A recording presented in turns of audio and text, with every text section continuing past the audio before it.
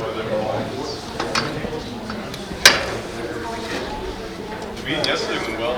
We all the good ideas coming about, talking about mental health. They got a lot of good projects in there. Accounting for next one. It's not like us.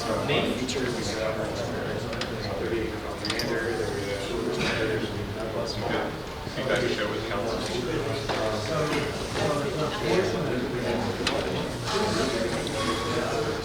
On weekends, we talked about that. That was a big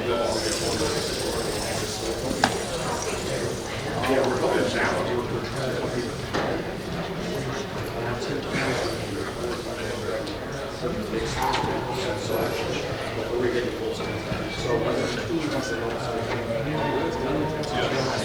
Yeah, like the wheelchair side. Yes. Yeah. We actually can't go back way on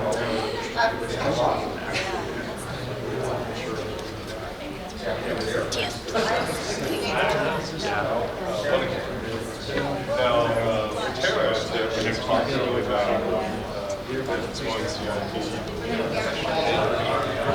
other one that was not too small and so Tara wanted us to sit down with you all, meet with the strategy, and think about the holidays.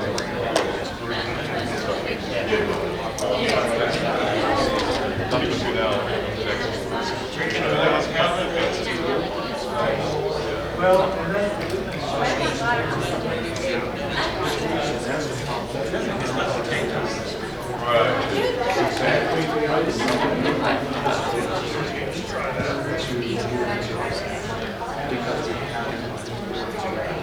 Nobody's advertised. Yeah. Well, what day is it?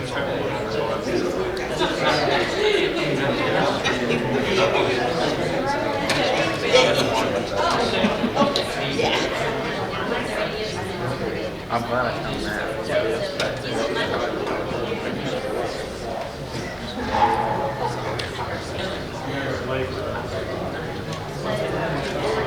found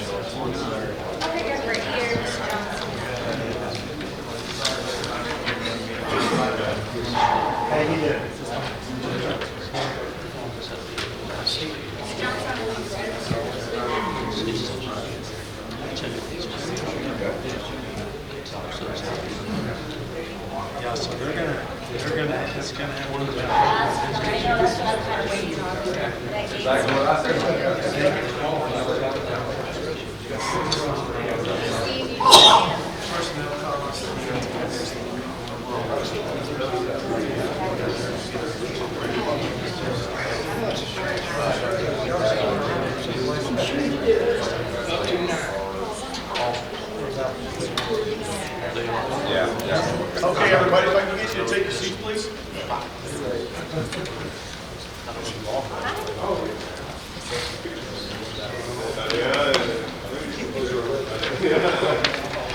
Okay.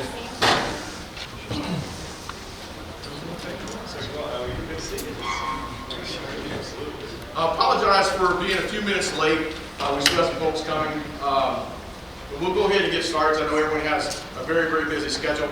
Let me go back and highlight real quick a couple of key administrative notes. For the conducted of the seminar, I know everybody has things to do, but if you can take your phones, please put them on silent. We'd appreciate that. If you have to take a call, please just step out to the foyer and take a call. If you need to step out to utilize the restroom, just please go out the back of the auditorium here. If you go around either to the left or the right, on the other sides of the doors or around the corner here is where the restrooms are.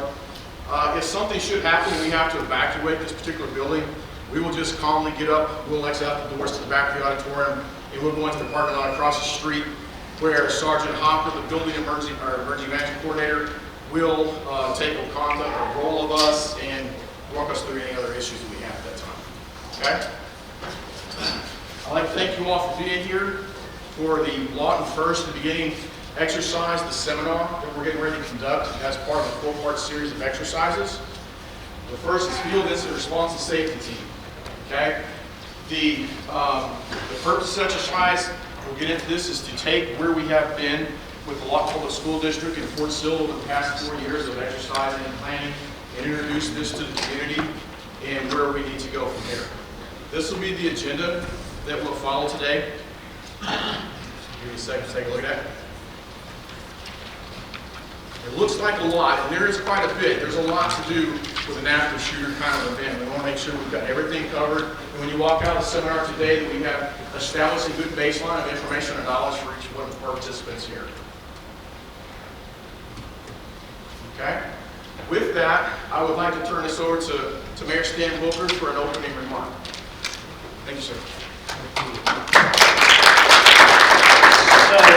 Thank you, and I want to thank you all for being here today, and I want to especially thank Dr. Tom Thomas and his team at Lawton Public School for putting this together, for getting the right people in the room from so many different organizations. Truly a collaborative effort on our city's part to face a challenge that we really don't even want to have to face. And you know, there was a time when we talked about if. But you know, today we worry about when. And we have to be prepared. And we don't even want to think those thoughts, do we? But thank you for being here, for being so willing to be prepared for tragedy in our city. It's very important. I want to thank Fort Sill for being so collaborative and working with us on so many things, and certainly in this area that's so vital to our community. This is one of those things where we have to be prepared. We have to be connected, focused, and we need to start. So this Lawton F.I.R.S.T initiative, Field Incident Response and Safety Team, that's what it's all about.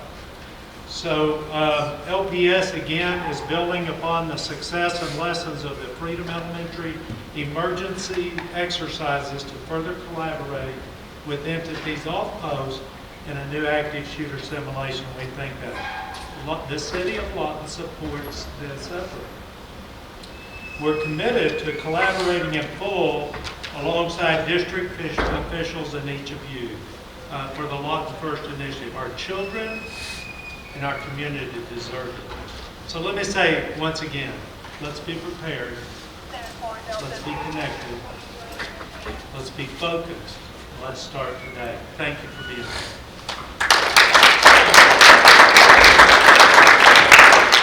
Thank you, Mayor Booker. Appreciate that. And I'd also like to introduce Dr. Tom Thomas, Interim Superintendent for Lawton Public Schools. I'd like to echo the mayor's welcome and thanks for you participating, in this crazy world we live in. Unfortunately, schools have become a target. It's easy to hurt all of us by hurting the youngest of us in our schools. So thank you so much. Like the mayor said, when it comes, we need to be prepared. These type of exercises build confidence in our public, And that's what we want. We want to know what to do when it happens, and we want them to know we know what to do when it happens. And I can't say it again, I appreciate so much you willing to help out on public schools, provide the safest environment we can for our kids.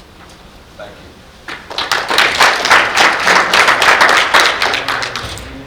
Thank you, Dr. Thomas. As a side note, we are broadcasting this seminar over Lawton Public Schools Network over YouTube, so we have a live broadcast of the seminar. The folks that are at a position that had a nameplate, there is a slide. For the folks that are here in another position that didn't have that, if you sign in, we will send you a copy of the slides and once we're complete. You got one, Kim?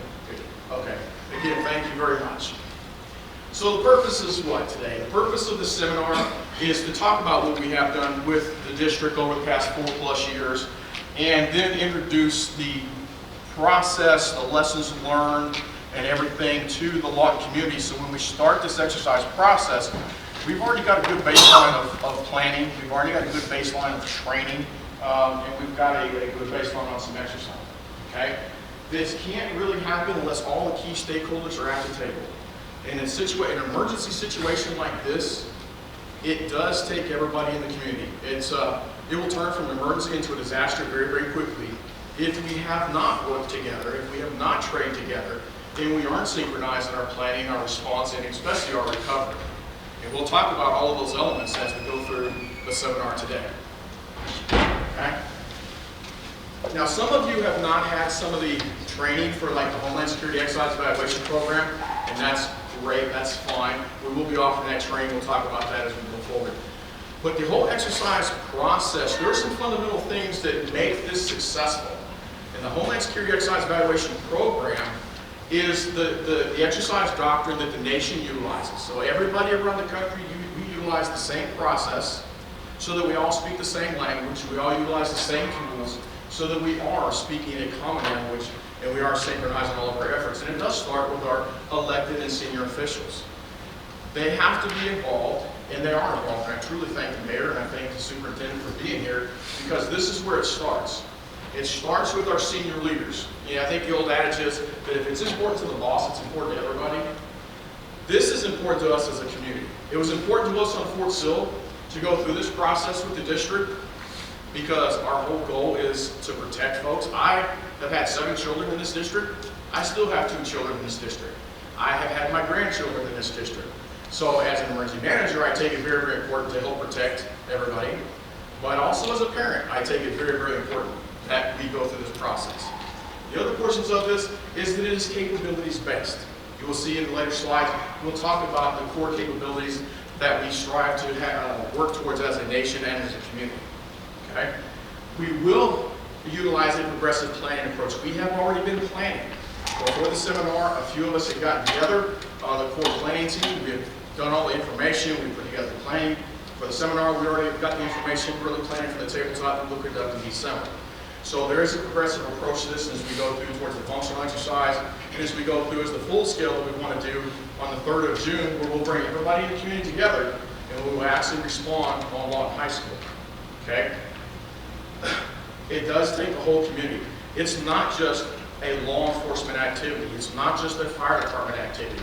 When it happens, it is the mayor, it's the city manager, Mr. Clegg, it is Representative Pay, it is everybody there, it is all our faith-based groups, it's our child and youth services folks. It's heavily upon the district. Every law enforcement agency is involved in this, from the Lawton Public Schools Police Department, the Lawton Police Department, the Comanche County Sheriff's Department, the Oklahoma Highway Patrol, and also the FBI. That's just the law enforcement response. Our Lawton firefighters are a big part of that. Our volunteer departments, everyone who needs to be a part of this is a part of that. And so it can't be really done without the community. Okay? Risk and then common methodology. That's why we use a standardized document as we go through this. So it is very, very important. Okay? So the definition of a seminar. Really, this is the standard doctrinal definition. But the key thing for us to talk about in seminar Bay is this is awareness and education to the process, the capabilities, and some of the jurisdictional operations that have going on and should go on as we transition this exercise process out to the Lawton community as well. Okay? So we have a few guide rules for seminars, okay? This is a no-fault environment. This is awareness level stuff. We're going to talk. We'll have a chance for some questions. Chief Smith, how are you, sir? Guys, got a spot for you up here. Outstanding. Appreciate you, sir. So we will have this environment where we will be able to talk, where we will ask questions. We hope that you have questions for our speakers as we go through this. Okay? There's no hidden agenda. There's nobody to pull fingers and everything. A learning environment. Okay? Everyone in here will be professional all times. Our guest speakers that will be part of this are the utmost professionals in their particular field, and we truly thank them and respect them for being here. Okay? The things we've done have been based on plans, policies, procedures, standards, doctrine. All the things come to play as we go through this process. Okay? Now, not all of you in here may know all of the things that we're talking about. That's okay. We'll walk through this. Many of you here are part of the planning team, or many of you are part of who we'll be briefing and talking to as we go through this process. Okay? We're all working towards that same goal. It's a collaborative effort. We're synchronized. We have to ensure that our plans, our policies, procedures, our training, and everything is in sync, so when this does happen, that the emergency situation does not become a disaster, and that we all have responded very quickly and efficiently to the emergency situation, and when it's done, we have reunified families with their parents, and everybody is good. Okay. The National Preparedness Goal, again, one of the standards that we exercise and that we plan by. It talks about here that preparedness is a national and a community priority. Okay? It is everybody's responsibility to be prepared, whether we're an individual, we're a family, we're an organization, we're a community, or we're part of a larger jurisdiction. Our responsibilities are to be prepared. We utilize core capabilities, which I'll show you in just a couple of seconds, to help define where we are. What is it that we are capable of doing when we come to do a response, or we're doing something to plan and prepare, or we're looking to do something to recover? Where do we stand against all of these elements? Okay? Because it is about, protecting the citizens. By planning, we do want to mitigate the loss of life, limb, property. We want to be able to respond very quickly and efficiency. Because if we're quick and efficient, then obviously we're also saving dollars and time and lives. Okay? And then we want to be able to recover. We want to get ourselves back to the new normal. If we have a situation like this, it will not be the same. It will be a new normal, and that's where we want to go. Okay? So the core capabilities that we'll talk about and that we will utilize as part of our exercise process are very, very key. Some of you may have never seen this before, and it is okay. This is part of the National Planning System. This comes from the National Preparedness Goal. The chart that you'll see on your right-hand side shows at the top mission areas. Okay? We have prevention, protection, mitigation, response, and recovery. In our process, we won't focus on the protection piece. That one really is guided towards, or actually in prevention, it's more towards a terrorism-related aspect, but we will focus heavily on the response and recovery aspect. Okay? Now, for core capability, you'll see over here, you have to be organized, manned, trained, equipped. We have to exercise to know that where we fit against all of these capabilities. You'll see planning, public information, and warning and operational coordination are capabilities that span all different mission areas. And the definition for each mission area is a little bit different. These are the standards which we as a nation work and train against to ensure that regardless of the actual incident or situation that may befall us, is that when we respond to that we do have the right equipment, the right training, the right personnel, the right plans in place so that it can be handled quickly and efficiently. Okay? All this is part of the National Preparedness System. When you look at the outside ring, it talks about whole community. It talks about the National Incident Management System, how we're going to work and how we're going to manage, and also about the core capabilities. All of these things play into how we will work. And again, Presidential Policy Directive 8 and the National Preparedness Goal. Okay? So the goals that we're looking at already as we've started to plan towards the tabletop, we are looking at evaluating the goal. We want to evaluate the community's plans, policies, and procedures as a response to an active shooter element. We have already began that process. I already have the majority of everybody's plans, policies, procedures, their guides, their standard operating procedures, and we've already started to analyze how they fit together. We've identified some gaps that are planning gaps. We've identified some things that are equipment related or a training particular issue. And we'll bring those to highlight so that we can correct those issues before we get into the full-scale exercise.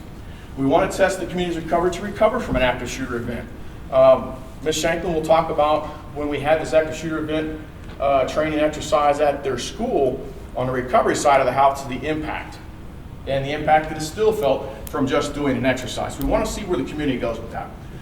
And then the other part is we want to address and identify those gaps that we do have in plans, okay? Because if we have gaps in our planning processes to help us respond and recover, we want to make sure that we close those gaps so we do bring efficiency.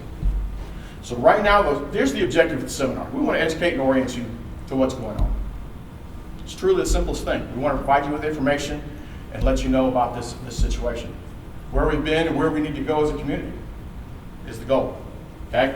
As we go through this process, from each one of the key stakeholder organizations that are part of the planning process, we will identify additional core capabilities, additional tasks, or additional goals that we want to bring into the exercise and achieve. We'll be talking to Dr. Thomas, we'll be talking to Mr. Cleghorn and Mr. Booker about things that they want from a community perspective or a school district perspective. What are your priorities? What is it that you necessarily want to see from the community? What do you want to see from the school district as a priority? So that when we're done, that we've met your goals and your priorities as well. Okay? So right now we're looking primarily at response and recovery. Okay, the two big ticket items that are part of this, we are going through some of the planning aspects, but really response and recovery is where we're going to focus. Right now we're looking on planning because that is the biggest component. We are looking at operational communications. Jessica, a lot of that stuff comes into your particular area, and then the communications networks within all of the city and county and how that works out. We've already identified a few things there. And operational coordination. Operational coordination being how we manage at an incident command post and how we manage an emergency operations center. That is operational coordination. How do we take what's happening at the incident command post, filter that information to an emergency operations center, and ensure that we are meeting the community's needs? Okay? That's where we're focused at. As we go, it's like I said before, as we go through this process, we will add additional capabilities, additional goals as we process. Let me show you this video real quick.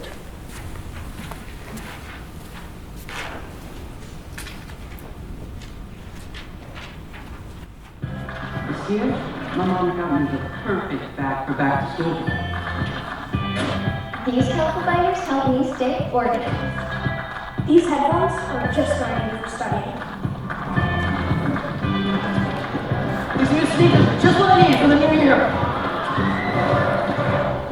This jacket is a real must-have. My parents got me the sneaker I want. It's pretty cool.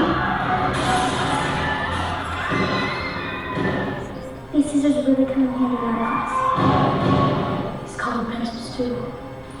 These new socks? They can be a real lifesaver.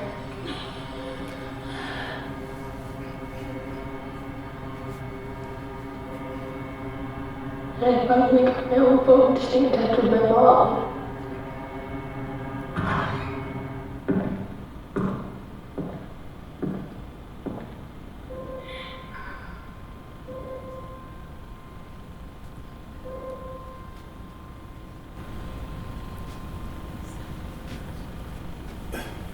Everybody's familiar with what happened to Sandy Hook, right?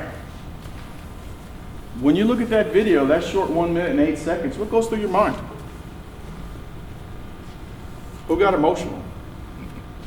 A lot of folks won't admit to getting emotional on that. I mean, I've been in this game, I've been, from the responder side, starting 38 years ago, and I've been doing this for quite a long time. First time I saw that video to the 20th time I saw that video, I still get emotional because I think about my kids. I think about your kids. I think about the drills and the exercises that we've done with the school district already and how emotional that gets. This is why we're doing this process. We want to ensure that we have things in place.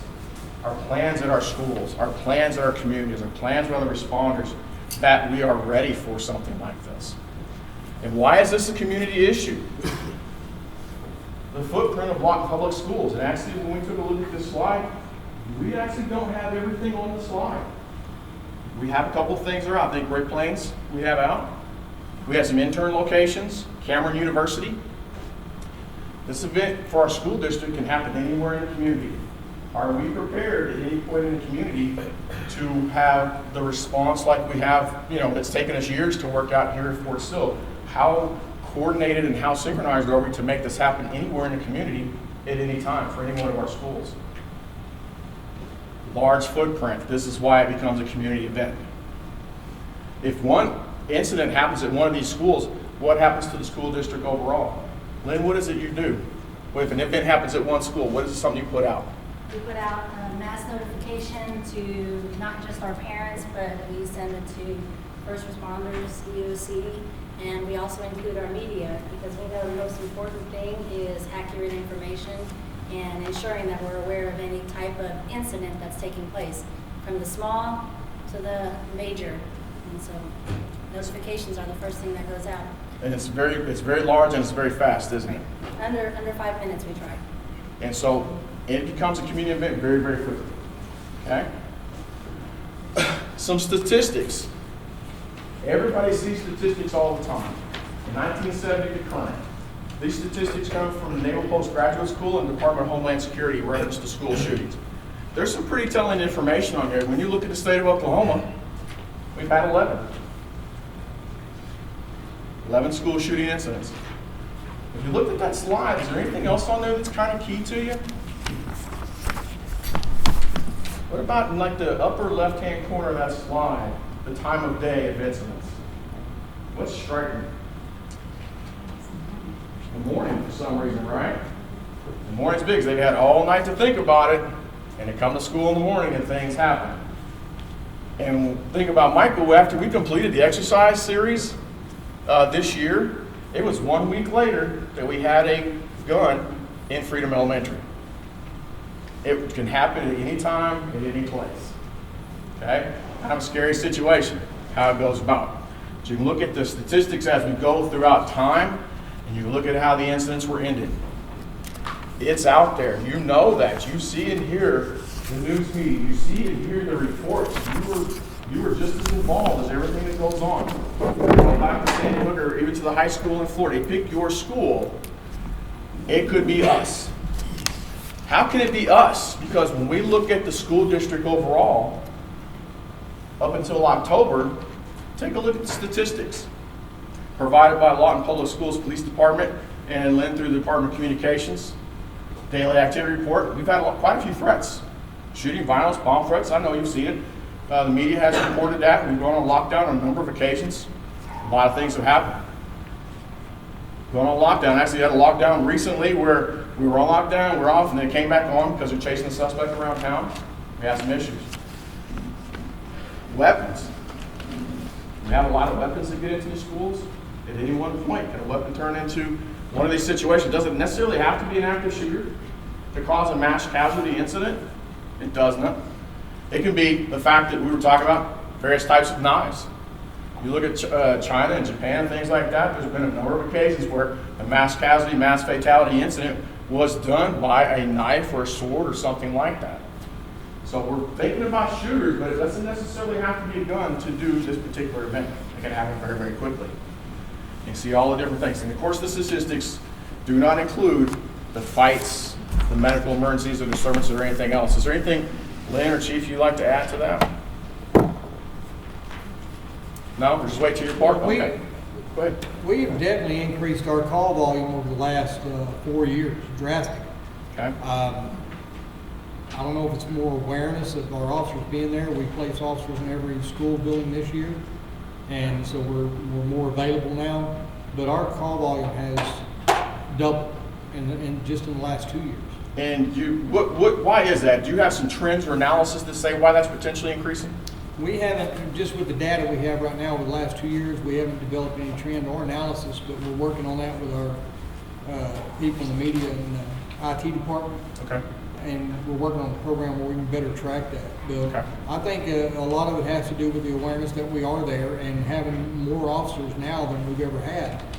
We have officers in those places to where things are being reported to that officer at the time. The capability has increased for you because you do have new officers. Is that something that you potentially also learned from doing the exercise series with Fort Sill? Yes, we definitely identified a need there that we were protecting the secondary schools since 2006. Right. And we were leaving our elementaries wide open. And we identified that, and part of it was to do with the Freedom incident that we went through. And we felt that there was a need not only to protect our secondary schools, but the elementaries as well. And we've taken a step, starting mid-school year last year. We started developing it at the beginning of the school year. About midstream, we started actually implementing officers into the school. And this year, I think we're about 3 officers being a full staff right now. Okay. And it's not just the integration of our Lawton Public Schools Police Department into those schools. That's the integration of our Lawton Police Department into those schools because we are a community. That's the integration of our Lawton Fire Department into those schools. And when we're doing, safety planning and things like that, everybody knowing, about those schools that are in our districts, where we're going to operate from. We have a good handle on where our schools are. Folks, today we have a number of guest speakers. I'm grateful for the folks who have participated with us to be speakers today and provide a lot of different information from their particular perspective in reference to what we've done over the past few years. First, I'd like to introduce Mrs. Michael Shanklin, the principal of Freedom Elementary.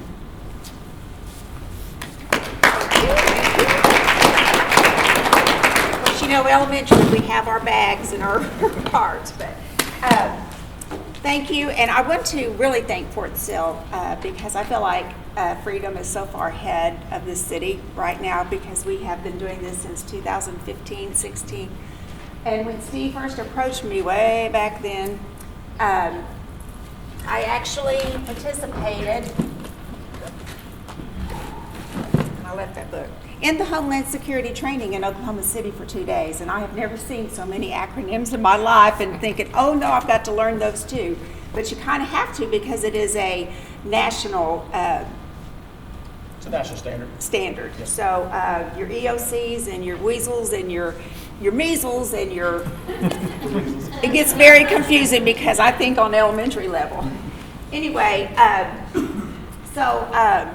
we went through the training first and then worked with Fort Sill, and it was a year-long process. It wasn't like, a month of meetings and then you had the exercise. You had to really meet with each different entity, like the transportation out here, the fire department, the MP department, so that everybody knew what their role was. And there was a lot of conflict going back and forth. I know at one time it was who had jurisdiction because we are a Lawton Public School. We thought LPS had jurisdiction, but we're on federal property, so it's Fort Sill has jurisdiction along with the FBI. So there were a lot of things that we had to work through that you won't have to in town. But like I said, it was a year-long process, and I knew really nothing about what to do other than our district telling us we had to have a crisis plan. Well, okay, it's simple to write a crisis plan, and you think you know what you're going to do when you write that crisis plan.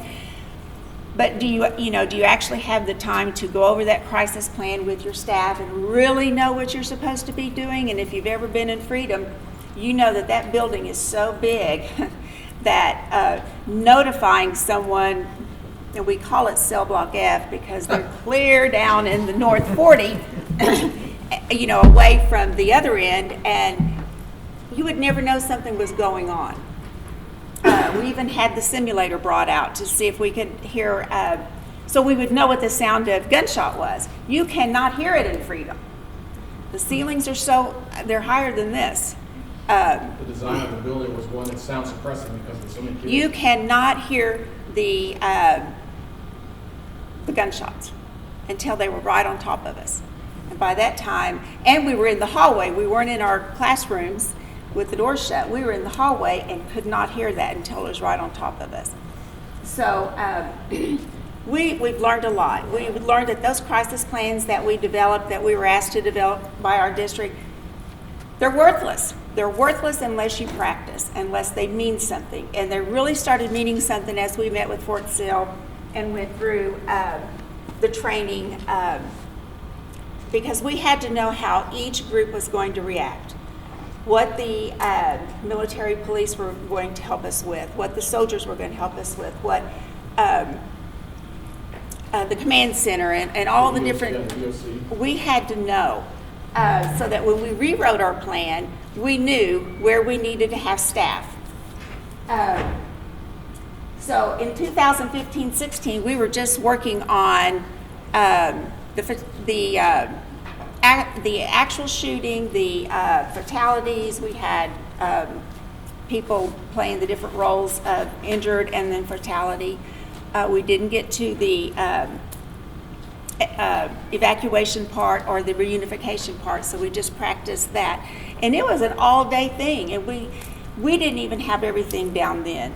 So we learned a lot from that. Getting the staff trained was another a difficult process, because being a school, you know, you're getting ready for school, you have your professional developments that you have to take care of, the training with your teachers, and then finding time to really train the staff was very difficult.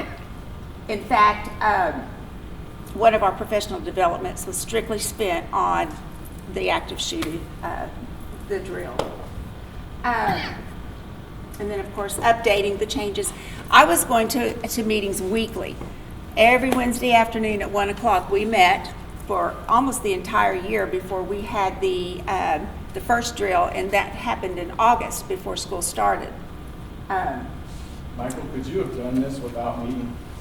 Like I said, our crisis plans meant nothing that our district asked us to create, meant nothing, because they were never acted on. You know, we thought we had it all down, we knew who was going to do what, but when it came time to actually put it in, they were worthless. And exercising and scheduling those challenges, you know, was very difficult. But we learned a lot. You know, we learned that it's not going to be easy to remove children that are hurt. It's not going to be easy if there's a fatality. It's not going to be easy when your parents are waiting outside the school grounds waiting to know, who's hurt and who's not, because in a real situation, excuse me, I've got to have some water in my mouth. In a real situation, we would be locked down. We would be in lockdown until our building was cleared. In our evacuation that we had last spring, we were able to just evacuate everybody at one time, because we were just practicing the reunification part of it. If in a real situation, we could be locked down for 3 or 4 hours until they went room to room, hallway to hallway, and as big as Freedom is in our high schools, it would take a long time for them to go room to room to make sure, and until they secured the shooter or whoever was in doing the harm. So we learned that it wasn't going to be a fast evac. It wasn't going to be easy. It was going to take a while to get everybody cleared, and I will tell you, it's very emotional. I cry. I'll probably cry before this is over, because. Next slide. You got a couple slides before you do. Okay. We have 1,200 children, and I feel responsible for those 1,200 children, and I feel responsible for our staff. And so there's a lot of pressure put on those of us who are in charge, and you just want it to go right. Okay.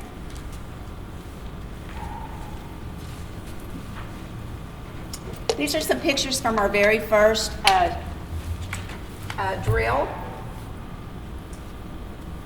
We did have some parent volunteers. We did have about 20 children who came in and volunteered, and I can tell you, those parents were real upset because we thought it was going to be like a 2-hour deal, and oh no, they were wanting their children after about 4 or 5 hours. They were very upset that it was taking that long, but that's how long it's going to take if you have a lot of casualties or fatalities. It's not going to be an easy, let's take them and go. And we never did even get to the part where if something like this happened, where would we house Freedom?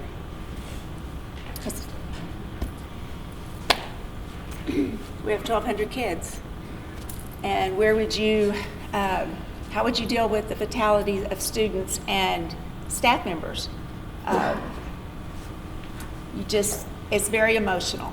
And to think of having something like this happen before anyone's even trained, I can't even imagine, because I just feel so blessed that Fort Sill has taken us under their wing and helped us, because at least I feel like we're ahead of everyone. You know, we know what to expect, sort of. But you can see by these pictures, you know, they actually came in, searched the building. If you're a casualty or you're injured, you have to lay there until they get to you. They bypass you until they secure, and the shooter or whoever's there to do the harm, you're just there. But you can see that it was quite a deal. Okay, and then this last year, we met and worked on reunification, a total evacuation with our students and actually going through the reunification process. I will tell you, we learned more from that than we did the first go around, because now at Freedom, we have 4 of these books.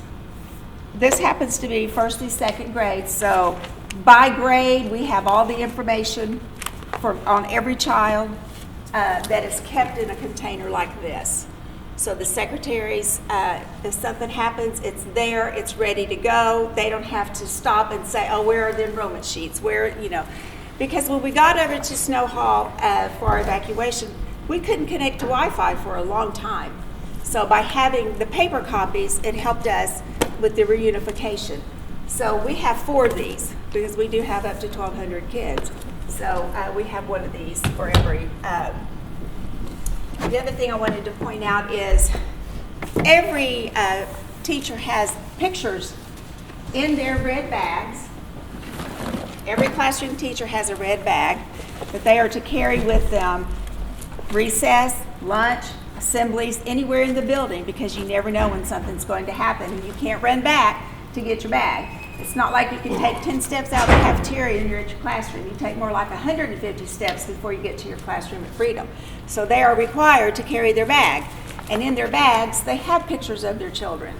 They have games. They have red, means we're not all here. Green, we're good to go. That's for fire drills or any type of drill that we have. They put games and crayons in their bags. They have wet wipes, anything for to clean up kids, whatever. So they keep their bags loaded in case they need them. Also, in their bags, they have a map of the building, where they're supposed to go, what their responsibilities are as far as a evacuation. We have practiced our where we rally if we have to evacuate. Children know at Freedom that they are to go across the street. If they are in the bathroom, wherever they are, and they're away from their classroom, our rally point is directly across the street in front of the high-rises. They go there to meet their teacher. There the teacher takes roll, and in a real situation, we have 7 specials teachers at Freedom. Those are our PE, music, computer lab teachers. They are responsible for being at the command center, being at the triage, because they're the ones that can identify our students. They're the ones that, we have a blue team and a green team. So the green team specials teachers see all those kids, and the same with the blue team, so they can identify. Monthly, they update by blue team and green team. They take pictures of our students, and monthly we get a new addition. So those new students, or those students who have left, are removed or added. And every secretary, every administrator, every counselor, and every specials teacher has an updated copy of the picture. This is what we learned from our first into our second. We update our medicine, children who are on medicine. I mean, we have pages of children who are on medication, and that every secretary has, every teacher has, in case, something was to happen, they know. Staff members that are on medicine are also in here. But these are all little things that we learned because you don't think of those things when you're writing those crisis plans. You don't think, oh, I need medication, I need this. You don't think about that until you're actually in that process. When we got over, and the planning stages, again, took an entire year. Because we had to talk about how we were going to do reunification. We had to talk about, we had to go over to Snow Hall, because that's our evacuation point. We had to map out the classrooms, give the teachers the maps so they would know exactly where they went. We took the teachers over on a field trip and took them to their classrooms so they would know where to go in case, someone's not around to help them. They know. So that had to be planned out as well. In the past, prior to that, when we did an evacuation, we just walked over and walked back. We didn't go to classrooms. We didn't, do any of that kind of stuff. But for this evacuation that we had last spring, we did the whole ball of wax. They went to the classrooms. We were there for 2 or 3 hours. The kids ate lunch, everything, so that we could actually go through the reunification and see how that's going to be. And I'm going to tell you something. That's the hardest thing you can't even imagine. Even though it was practice. Mike, we can talk about this group of people right here. Okay. Those are Steve's children. And his wife is down here in the bottom right-hand corner. She played the part of a parent who had lost their children. And I couldn't stop crying because she did it well. But to actually think that you've lost children, it was rough. It was rough. But she did a good job, and what we learned, we were trying to comfort and, help. She didn't want that from us. She didn't want that from us at all. We were supposed to keep her children safe. She needed counseling. Not school counseling. She needed licensed professional counselors that are trained to, I don't know why my mouth's so dry, trained to work with a crisis like that. We did nothing. And I feel like even though it was play, she knew how to play the role. And, I put myself in her shoes and I thought, well, who would I want to comfort me? Would I want someone that I had put my children in, to take care of, trying to comfort me? No, I would want friends and probably family. So this was an exercise. What kind of toll is that still taking on you? I can't think about it. Because at Fort Sill, if there's a fatality, those children go to Dover. They don't go to Comanche, they go to Dover. And to tell a parent that their child, they can't even see their child because they're taken to Dover.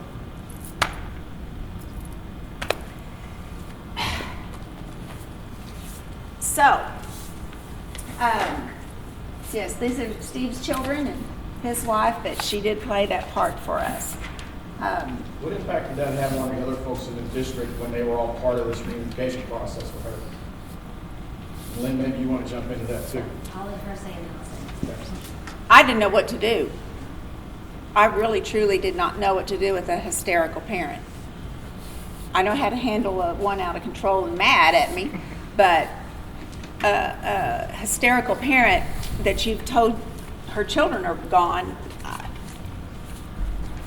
I don't ever want to have to do that again. I'm sorry. I don't care what age they are. I don't think there's an administrator or a teacher ever that would want to have to tell a parent that their child was on the fatality list. or ship. And on the district's end, for me, because just like Michael, as she gets emotional, I still think about that. What we learned from that particular exercise was that we don't have the resources, and we don't have the resources for counselors. But if our law enforcement is dealing with that every day, and now our teachers are dealing with that, how do we get them to be prepared? You can talk about it all day long, but until you are put in that situation, and for our staff, they were put into a situation they've never had to experience before. And what that meant for us as a district is that we needed more help. We needed to prepare them on how to handle trauma. We implemented some things this year, social, emotional well-being, not just for the student, but for the teacher, and what it looked like for them after an incident.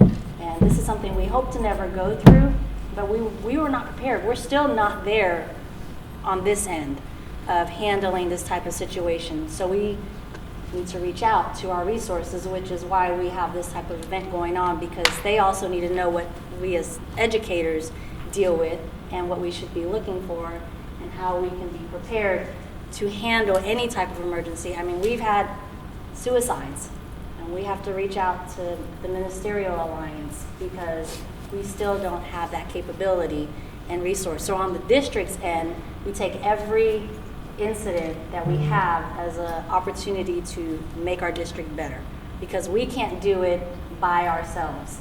And even reaching out to Fort Sill all the time, we could do that all day long, but then we tap into their resources. So it takes a community and having more buy-in and more understanding of what we need. But if we don't communicate, that's what we've learned from that. If we don't communicate what we need, nobody's there to help us because we haven't reached out. So we've been able to do some things because of Kara and her family, and even just the notification aspect of how to tell.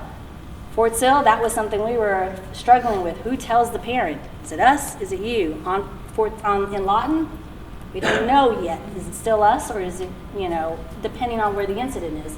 So parents look to us for the calm, and we have to do our preparation so that we can be prepared if that event happens. But there's still some things that we're learning from that exercise that we hope to make better in our own district. So What I want to say too, when you go to pick out your spot where you're going to evacuate, and I think most of us already have, because our district has said you have to have an evacuation point. Freedom goes to Snow Hall, but what we learned during the reunification and dealing with Kara, you have to, you have to have a place that's close to all parents, because if you separate your parents whose children are alive, and you're going, and then the ones that are a casualty, and you put them over here, they know immediately already, why are you separating me? I want to be over here. So we learned real quick that in Snow Hall, we have to find a place where the parents don't recognize that they're being separated, because then we had about 20 parents from Freedom volunteered to go through the reunification, and I mean, it got out of control because they played their part. We asked them to play their part. We weren't fast enough reuniting the kids with the parents who volunteered. That's where we failed.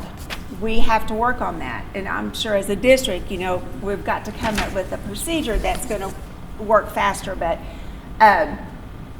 it got out of control. And of course, Kara picked up on that immediately, that she was being escorted completely away from the parents who were going to get their children. So when you're looking for a place, you have to have a place that doesn't look like they're being separated or treated differently, because they will pick up on that, and then you will lose it. You'll lose control of the whole situation. So that's something that we have to work on. The emotional toll, I can't think about it today. Every time we go through an evacuation or I think about something happening, I get very emotional, because you'll see a video here in a minute when you see 1,200 children walking out of Freedom and walking all the way to Snow Hall. It's very emotional.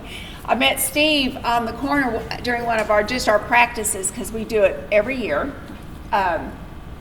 He's standing there watching, and I walk up to him. He has tears in his eyes. I have tears in my eyes, because you're watching these children walk.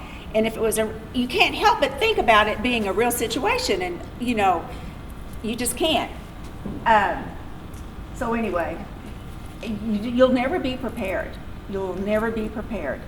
If I get this emotional over a practice, I can't even imagine keeping myself together in a real deal. Anyway, the very last thing on here, we need, as a school district, to get prepared, because I feel, like I said, fortunate at Freedom that I've had Fort Sill to work with us. Are we experts? No. We are not. There are a lot of things that we need to work on, but we are better prepared than in town. I want to say the likelihood of it happening at Fort Sill wouldn't happen, but you just don't know. I would think it would happen more in town first than it would happen out at Fort Sill, but we do have a lot of crazy parents. Okay. Go on, next slide.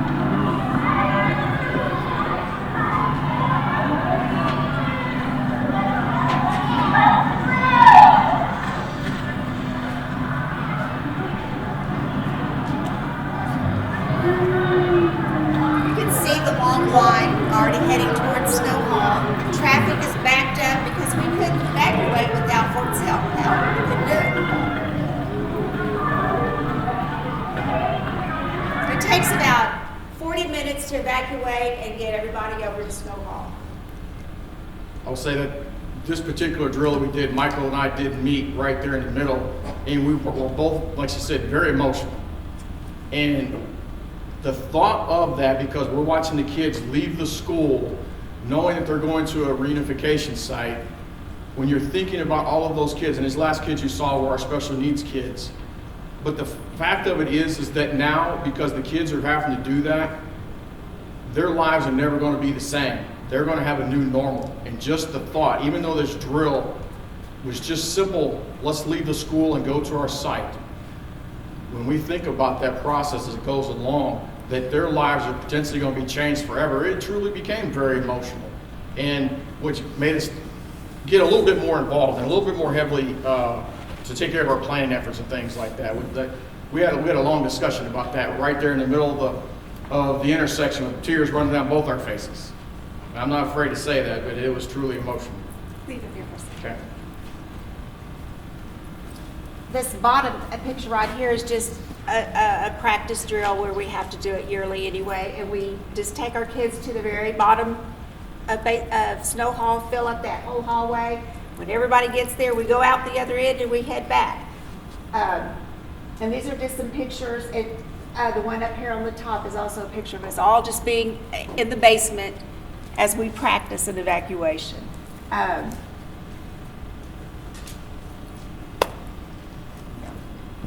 So this was just a practice. But your special needs children, that's another thing that you have to think about. Do you need wheelchairs? How are you going to get them over there if they can't walk? There's just a lot of things that when we did our crisis plans in the very beginning, we didn't think about that. Now we have wagons and in our little kits here that the secretaries take over, there's wipes, there's a few diapers, because our special needs children, some of them are in diapers. We have, we said after our after action plan that we needed to prepare a box to keep at Snow Hall that had diapers, wipes, spray, all this kind of stuff that we got over there. We had kids that needed Band-Aids because they had blisters from walking. We had no Band-Aids. So, but that's something that we've yet to do because school gets started and you just don't have time. But we just felt like we need to prepare it and already have it over there so that we don't have to worry about, taking it with us.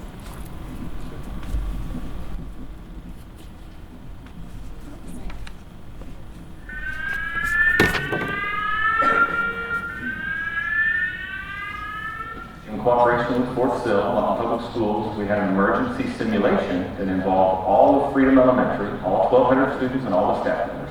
This exercise will help us as staff members, as parents, and in some measure as children, to help understand all the dynamics and the complexities of evacuating a large site like Freedom.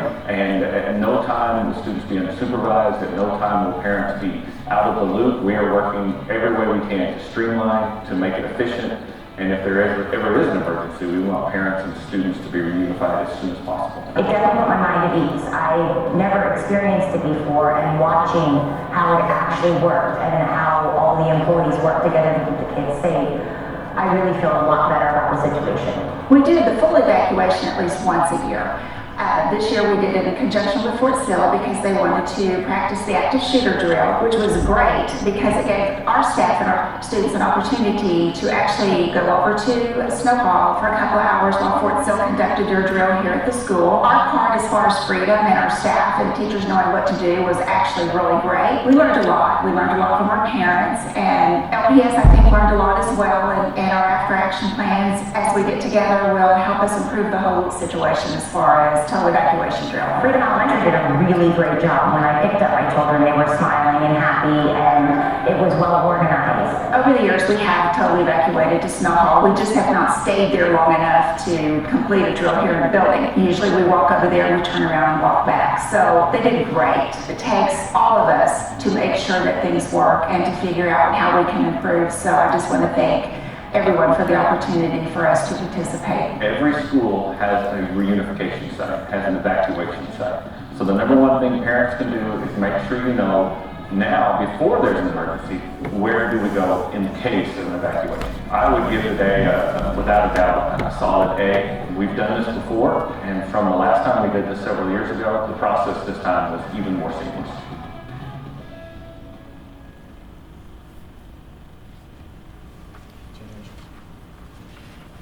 Anybody have any questions? I'll be glad, to visit or talk with any school or, if you want help, because we have learned a lot. And until you actually do it and you go through the process, you're not going to know what you need. And like I said, there's a lot of things that, we need to improve on. I think I've pretty much shown you everything in our bags, but I'm here if anybody has questions or needs any help. Michael, that was an amazing presentation. Thank you. Okay. Thank you, Michael. Appreciate it.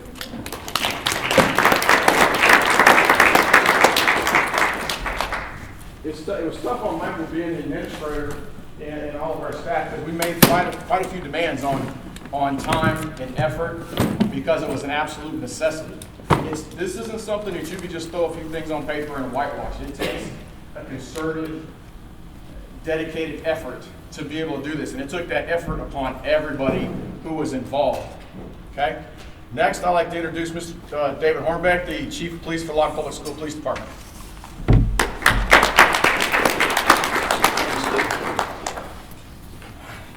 I came to work for Lawton Public Schools in 2012, and the chief sent me to Tulsa to be an instructor for advanced law enforcement rapid response training. Me and another officer went up there and we took a 40-hour course on active shooter, how to train police officers to deal with an active shooter. So in 2015, when this plan started being put together for Freedom, the chief called me and said, "Hey, you're in. You're the man. You're the expert on active shooters. You're going." Little did I know at that time that I would be the chief of police once the event started, and now we're planning another one. I had taken several FEMA online courses dealing with incident command and different things like that as a volunteer fire chief of a fire department, and got a general concept of how it worked. And once I was told I was going to be the guy for the Freedom deal, I found myself in Oklahoma City at Devon Towers going through a 2-day incident command course, and back at Fort Sill for another 2-day course. And I forget where we had the third course. I ended up in 3 classes, 2 days each, on extensive planning for events like this and incident command. I got a lot broader perspective of how it worked at that point. The online courses are great. They didn't give me real in-depth of what was going on with the incident command, and HCEP was very instrumental. But once I started taking those classes, the 2-day classes, I learned a lot more. And then I got thrown in the driver's seat when we had the large-scale event here at Freedom. And I definitely learned a lot. And I understand now how important it is that we have these events, that we practice this stuff, because you never really know how you're going to gel with other entities and how you're going to work and work together to solve problems until you practice it. It's like everything else we do in law enforcement. We do training. The fire department does training. Everybody that's in a first responder's role, we do training to prepare us for different incidents that we may encounter in our life and career that we've chosen. Well, this is no different. It's just a lot bigger, large scale, and it's integrating everybody together into a training atmosphere where we can learn from each other and where we can develop as a team, and where we normally on a day-to-day basis don't work together. But there's going to hopefully never come a situation where we'll be thrown into a mix to where we have to work together and we haven't trained to do so. I definitely want to know where I stand in the community as far as where LPSPD stands if we have any situation arise, how we're going to be able to help or be helped. And that's one thing this deal with Lawton High School will help us to understand.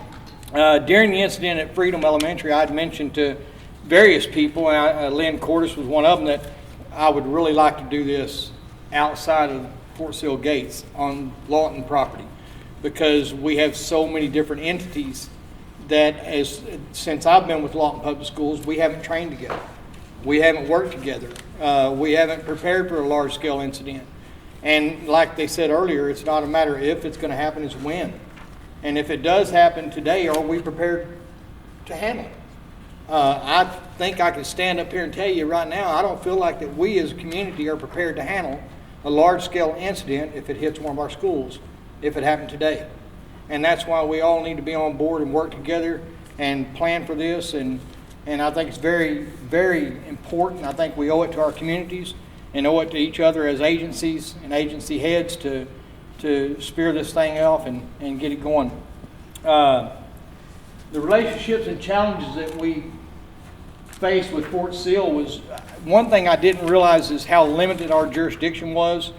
We own the building, we staff the building, we pay the bills of the building, but when it comes to the law enforcement aspect, we have no jurisdiction at the building. That's all on Fort Sill. So it definitely limited our role, Lawton Public School Police Department's role. We still had a part to play, a very instrumental part to play in the whole deal, especially in the reunification process.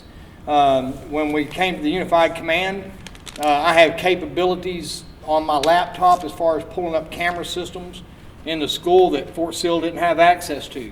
If we had an active shooter in any one of our schools in downtown Lawton, I have the cameras on my laptop. We can set the incident command post, I can pull it up, we can find out where the shooter is, we can find out where, the whole building I can sit there and go through. So it's very important that we all know what roles we'd play if we did have a situation like this, what each one of us brings to the table. As far as that incident command process, I think we handled that very well. It was very smooth. I mean, I didn't feel, at any time I didn't feel uncomfortable in the incident command post, in the Unified Command. I felt like I was just as important as any other player there. I probably had less knowledge than anybody in that command post, but we worked together real well. I learned a lot during that process, and when I was sitting in that incident command post in that Unified Command, a lot of the things that I learned online and in those classrooms started to come to light. It was alive and breathing right before me, and I definitely understood it a whole lot better. So if you haven't yet taken some of those FEMA online classes to do with incident command, it's paramount that you do that and get a general idea of what this is all about. And as we grow into this operation and things start moving forward, start taking some of the classrooms, live classrooms, it'll help you out. And then when we get to the actual incident, it'll all come together. And it's going to be very interesting to me to see how all this develops. The reunification process at the school we were talking about, Mrs. Shanklin was talking about. Again, there was a role we played as a police department. We did discover that it was a huge task. I mean, 1,200 kids, that's a lot of kids. And, you know, I sit there and I think about this stuff at night. I think if this happened at Lawton High School, we got almost close to 2,000 students in that school. It's going to be chaos. We're going to have to get these kids back with their parents. We're going to have kids that possibly didn't make it through the situation, through the incident, that we're going to have to deal with that. It's going to be chaos. And I'll tell you that Lawton Public Schools Police Department, there's no way that we can handle an incident like that alone. We would heavily be dependent upon the Comanche County Sheriff's Department, Lawton Police Department, Lawton Fire Department, and all other entities of this community to help us out in a situation like that. And I think that's why it's very important that each and every one of us are here today and we're talking about this and getting ready for this large-scale event. And I know that I've got a lot to learn, and hopefully we can all learn from each other and grow in this. And if we ever did, something like this ever did happen in Lawton, we'd be fully capable and prepared to deal with it. And we'd know where each one of us stand and what roles we play and what we're going to bring to the table. Our law enforcement and capabilities and expectations going forward, talk about that a little bit, is we've learned during this process that we had some equipment issues in our department. For a long time, we had no long guns. And if you're going to encounter an active shooter, a lot of them today, they don't bring 22 pistols to the school, they bring AR-15s.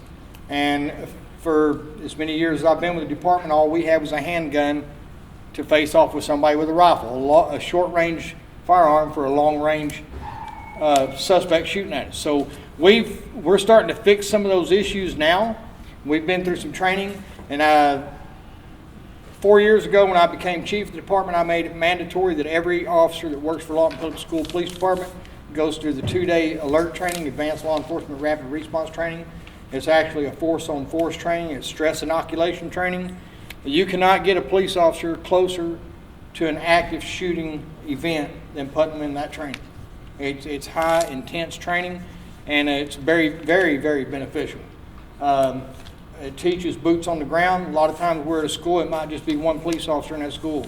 If something happens, I want to know that police officer has went through everything we can give him to help to prepare him to face that situation. And you know, when we stand here today talking about this, if something like this happened, police officers, I mean, we're one geared. We're going to go in, we're going to stop the bad guy, and that's it. But the job's not done there. There's so much more to do after something like this happens. And going through this with Freedom Elementary, I learned that. My role don't stop when the bad guy's down. There's so much more to do. The district has so much greater of a need for me and my manpower at that point, just as much a need as they did to stop the bad guy. We got parents that need help being put back together with their kids. We got staff members that are possibly falling apart because of what just happened in the school. There's a whole lot of work that still needs to be done. Just because the bad guy's put down don't mean the job stops. And in law enforcement, we're kind of minded that way. You know, once I write the ticket, I'm done, or once the bad guy, the threat's been stopped, it's game over. But it's not, because we got so much more that needs to be done at that point. And this right here, this event will help each and every one of us to understand that a whole lot better than what we understand it now. And going through the freedom deal, I just can't, you can't put a monetary value on what that gave me. And not only mentally preparing me for my job, but emotionally preparing me for my job. It was intense. And I'm so thankful that each and every one of you are here and willing to take a part of this and help us to really discover what we're going to do if it happens here. If it happens at Lawton High School or at Eisenhower or Cleveland, how are we going to work together as a community to fix that? Because there's going to be a lot of work that needs to be done. And it's going to take each and everybody sitting in this room to accomplish that task, and with the manpower that we bring to the table. Our officers, our firefighters, our EMS guys, our counselors, the city planners. It's going to take a lot of people to fix what one man or two men destroyed in 5 or 10 minutes.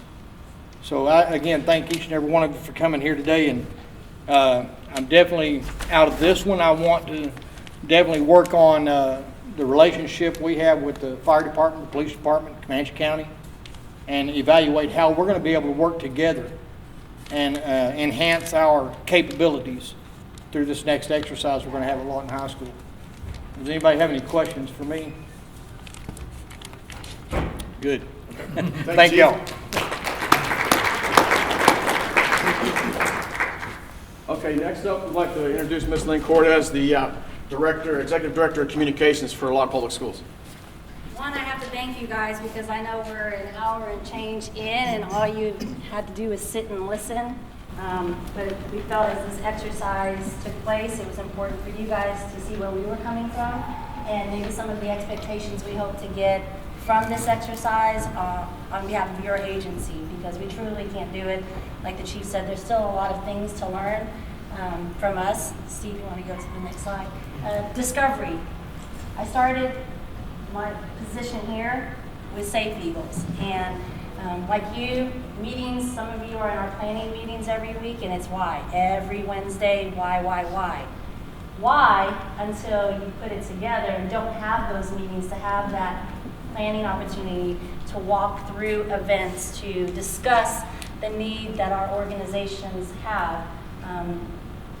It meant a lot to do that exercise with them and to have the time to communicate, because each one of us here in this room has a very specific job that we do, but we weren't all speaking the same language. I have the educators part of it, and you guys have medical and law enforcement and some education in here, but we were not communicating effectively because what you were saying didn't jive with what I understood to be happening. So the discovery of what we needed to do, number one, was speak the same language. Get that common operating picture down. And it's important for us to be here today and understand what the needs are for your agency as well as for our district. We drilled a lot, the things that we changed, and I'll go down in a minute of what we implemented after the fact. But the discovery was a big piece of it. Why was F.I.R.S.T requiring us to be at a meeting every week and we were just a player? But we were a big player. And these gentlemen in the back row, I look over here, and I mean, they're my go-to when we have incidents now. It wasn't just about active shooter after the exercise. It was about building relationships with key stakeholders, like I hope to do with you guys, so that any incident, weather-related incident, medical, we had a team to go to, and we could be the calm for the public. So that discovery was huge for us, and it helped our leadership understand that we were able to make those connections and have a better team, not just LPS, but outside of that, which meant a lot. The planning process, again, was weekly for Safe Eagles 1. Then we had Safe Eagles 2, and we were doing the reunification aspect. We did not meet with F.I.R.S.T as much as we did with Safe Eagles 1. And I can tell you on my end, as the educator who has to go to many meetings, or like another meeting, I needed another meeting for Safe Eagles 2. Because I felt that there was still a little disconnect in trying to understand what needed to happen with F.I.R.S.T versus what LPS needed done. We had meetings, but they were very imperative for Safe Eagles 2. We made it, it was a success, and we learned some things, but the planning process is important, guys, and for your agencies to bring what you need from us is imperative as well, because we can't support you if we don't know what you need. And we have a lot of meetings, but we need that information, because that's the only time we'll get to communicate. During an incident is not the time to figure out what we need to do. It's now, and so that we can be better prepared.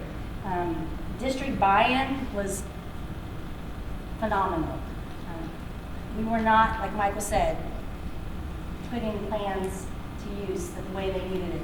We all had different crisis plans at each site. That was a problem at the district level.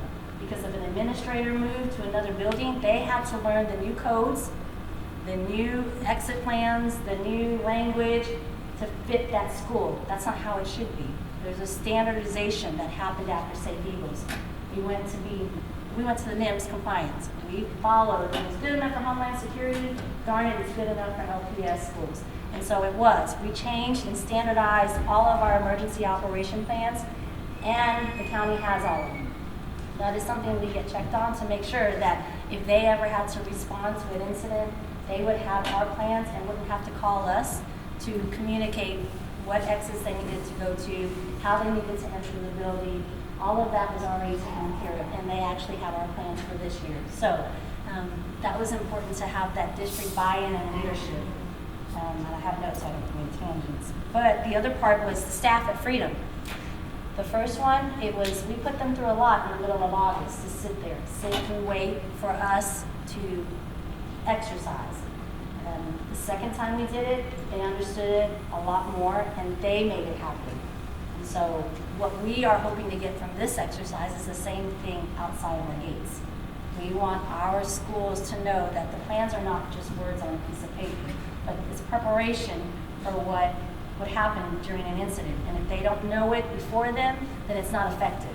They're just words on a paper, like Michael said. And so it's important for us to do that outside so that we get community buy-in. Our parents look to us like they look to you to keep them safe. And so we have to do that by collaborating and communicating. And the only way that they see that is by exercises such as this. They know that we are working together for the protection of their kids and their community, themselves especially. Establishing key stakeholder relationships. To me, that's a big one. If I have any weather incident, I already have a group that I call. And I pick up that phone and I say, what are you guys tracking? And it's no longer an LPS-made decision. But I'm in with the EOC, I'm with the National Weather Service, and I'm not an unfamiliar face that when I make that phone call, they go, who's this person from LPS? They go, Lynn, I got you. Here's what we've got. What are you guys going to do? How are you guys going to handle school? Do we need to consider something for transportation? Do we need to consider if we shut down our gates on Fort Sill, how that's going to impact your staff? Everybody's aware before a decision is made. And everybody has communicated, so when it is pushed to the community, we're all speaking the same message. And that was important for us, and that's what we feel that's still important. So the key stakeholders and the relationship built. Some of you are brand new to me, and I'm excited because I've not ever had this resource available, and I hope the same thing. If you're looking, as far as our hospitals, we were just talking right before this seminar. They played with us at St. Eagles too. We had not had that relationship that I could go, Heather, what are you tracking on your end? We were relying somewhere else, but if we had known that Heather was on the other side, I would have told my team, they've got it, don't worry about it.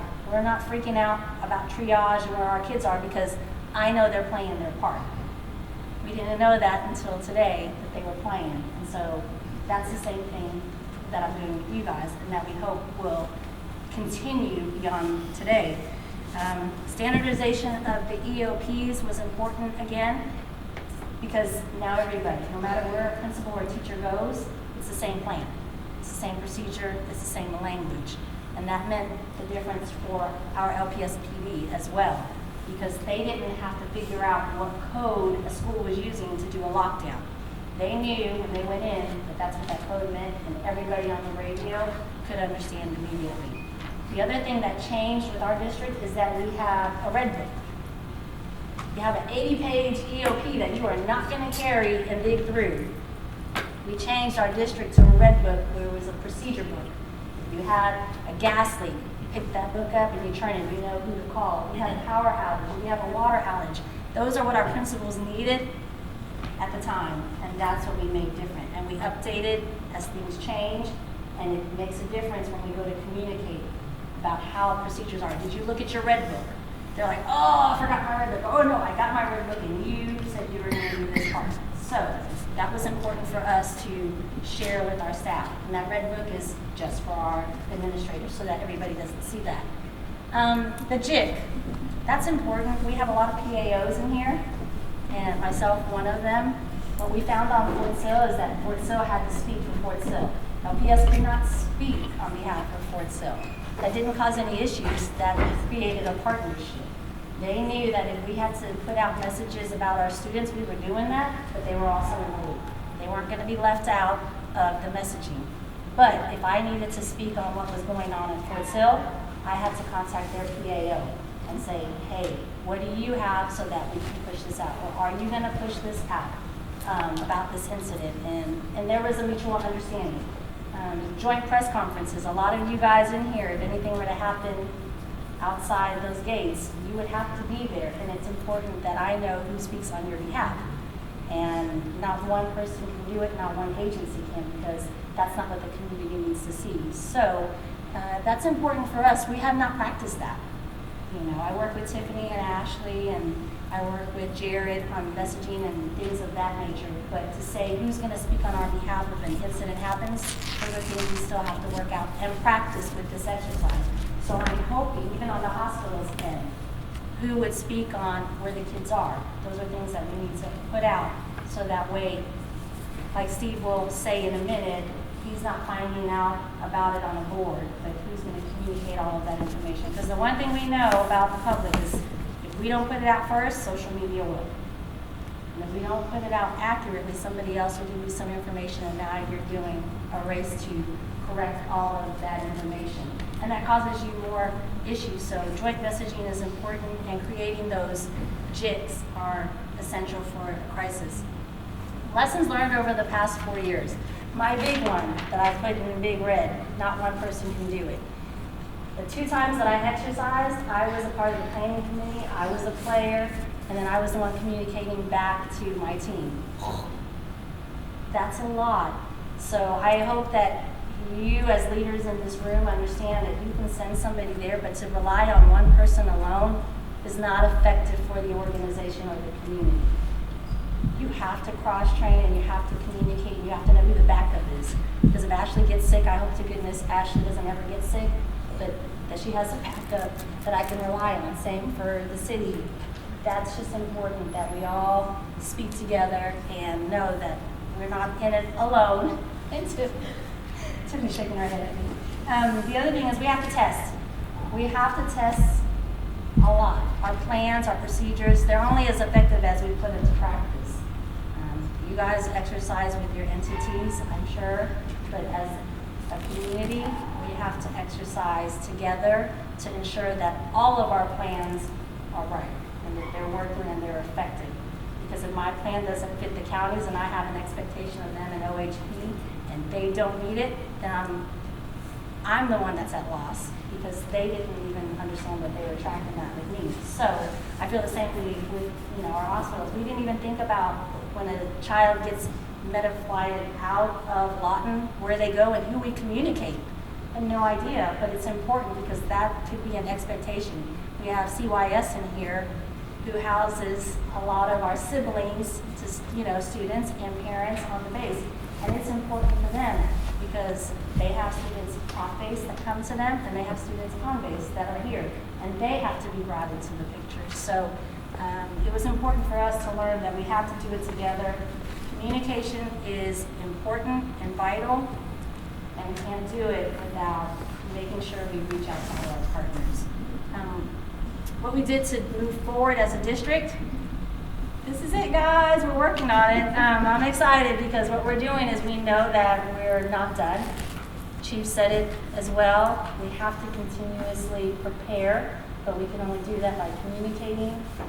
We know that our plans have to be updated every year, and the players may change. They may not be the same. We may not have the same people at the table next year as we do today. And that's important that those people that are new in those areas understand the roles and the processes, plans and policies that were already set forth to them. Because if it doesn't fit their organization, then we need to change them again. We need to update them. So, do we have any questions? I know I'm kind of fast, but my team over here said a lot that I was going to say already.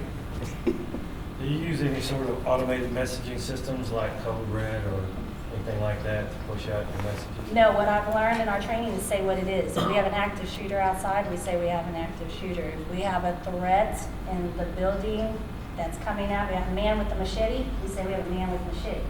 We've had that before at a school. They tried to use a code word, and you know what we were doing? We all went to our EOP book, and we were like, what the heck is code Wolverine?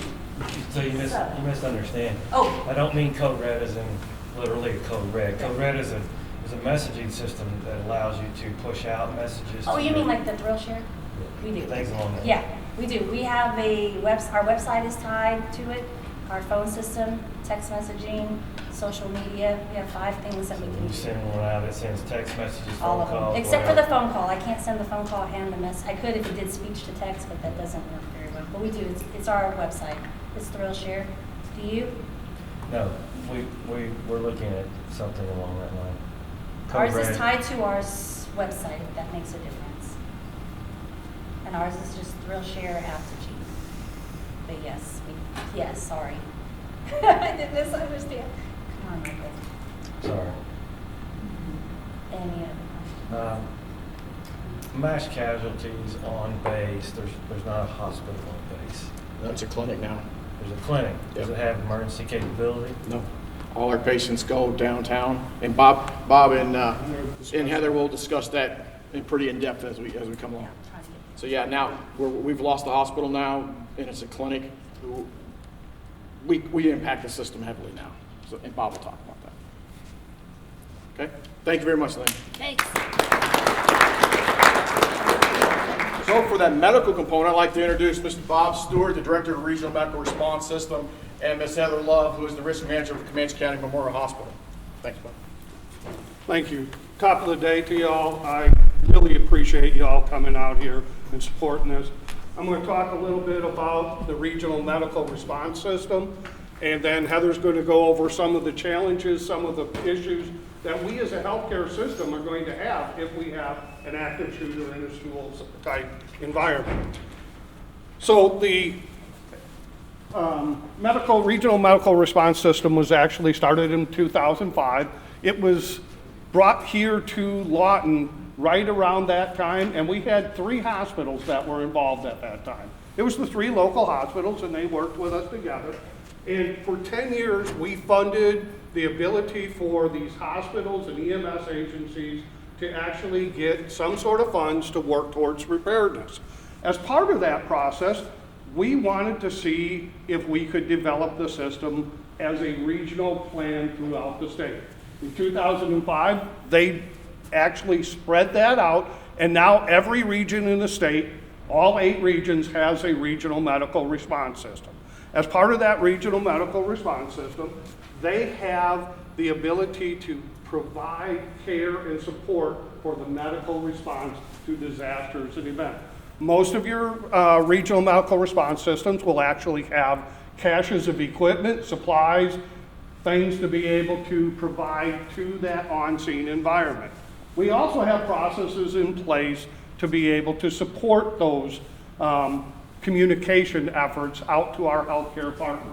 So here in Region 3, we cover 17 counties. We go all the way from Tishomingo to Hollis, Oklahoma, and from down in Marietta all the way up into Bing. We provide over 235 agencies that participate in our healthcare coalition. Every single one of the agencies has to sign a partnership agreement with us that says we're going to support your response efforts with equipment, personnel, supplies, and assistance to each other as needed during the events themselves. They take that information, and in 2016, the federal government came out and said, oh, by the way, we're going to make a CMS rule that says that the hospitals have to be prepared. All Medicaid and Medicare facilities have to have emergency operations plans. And as a healthcare coalition, we're going to establish a standard. So every healthcare coalition in the state, if they want to receive federal funding, has to have, at least as a minimum requirement for their membership, EMS agencies, hospitals, emergency management, and healthcare coalitions. Well, here in Region 3, we have 100% of all of those things except for emergency management. Why would you think emergency management doesn't have it? We have a lot of volunteer agencies that are in towns or cities and locals, and they just haven't established they don't even go to their Southwest Emergency Management meeting. They haven't really started establishing participation with us as a healthcare coalition.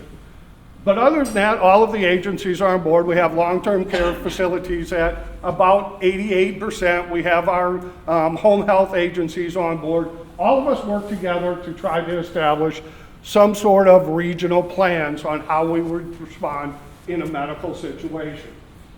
We have a quarterly meeting that we do, which is called the Regional Medical Planning Group. At that time, all of our agencies come to the meeting, we review our plans, we provide some sort of educational process to them, and we go over lessons learned that we've had from past incidences. So if they've had a power outage in the town or they've had a mass casualty in the town, we have the EMS agency and the hospitals go over that process with the rest of the coalition members so that they learn. When we have an incident, we stand up what is called the Medical Emergency Response Center. It's located right here in Lawton at the Great Plains Technology Center. It's co-located with the Emergency the Emergency Operations Center and the 911 Center. In that process, I'm able to seamlessly go over and coordinate with my local community and get the information I need. Well, that's great and good here in the city of Lawton, but I have 17 counties out there. So a lot of times we're out on the road helping our members to do that. But as we stand up, as you can see, this is a picture right here of what we call EM Resource. It's one of the systems that we utilize to be able to send information out to both our healthcare partners, the EMS and the hospitals. In any moment when we get notified, we send out an alert to all of our hospitals, and within 15 minutes they have to respond and give us what their capability is. So we can tell how many hospital beds they have available, how many ED rooms are open, how many ORs are open, so we can put the right patient at the right place at the right time during an emergency. We provide situational awareness for partners, and we assist with coordination. As I said, we have 3 different caches of equipment. One is located over in Altus, one is located here in Lawton, and one is located over in Davis. That equipment is able to be provided to the hospitals as they need to be able to manage it. We also do stuff like patient tracking. So during a couple of our events where we had actual patients in the system, we were able to track to the exact patient where that patient was. Wouldn't that be helpful in an active shooter to know where you should send those patients? We had that information all along during the incidents. It's set up by a national blueprint that was developed by the Assistant Secretary of Preparedness and Response. It's called the 2017-22 Capabilities. This document outlines how every coalition in the United States is supposed to manage their response to a disaster. It is a national moratorium for them. We use a capability-based approach for developing our healthcare coalition. It's based on, much like mental task in the military, our mission essential functions and how we meet those mission essential functions for each and every one of our tasks. So these are our healthcare preparedness capabilities. Steve talked about the national preparedness goal. These go on top of that national preparedness goal and actually drill down the healthcare coalitions to a different level. As you can see, first one is foundation of healthcare and medical readiness. This is how we build our coalition. We identify any risk and needs. If there is a risk, then we look to see, do we have any gaps as a healthcare coalition?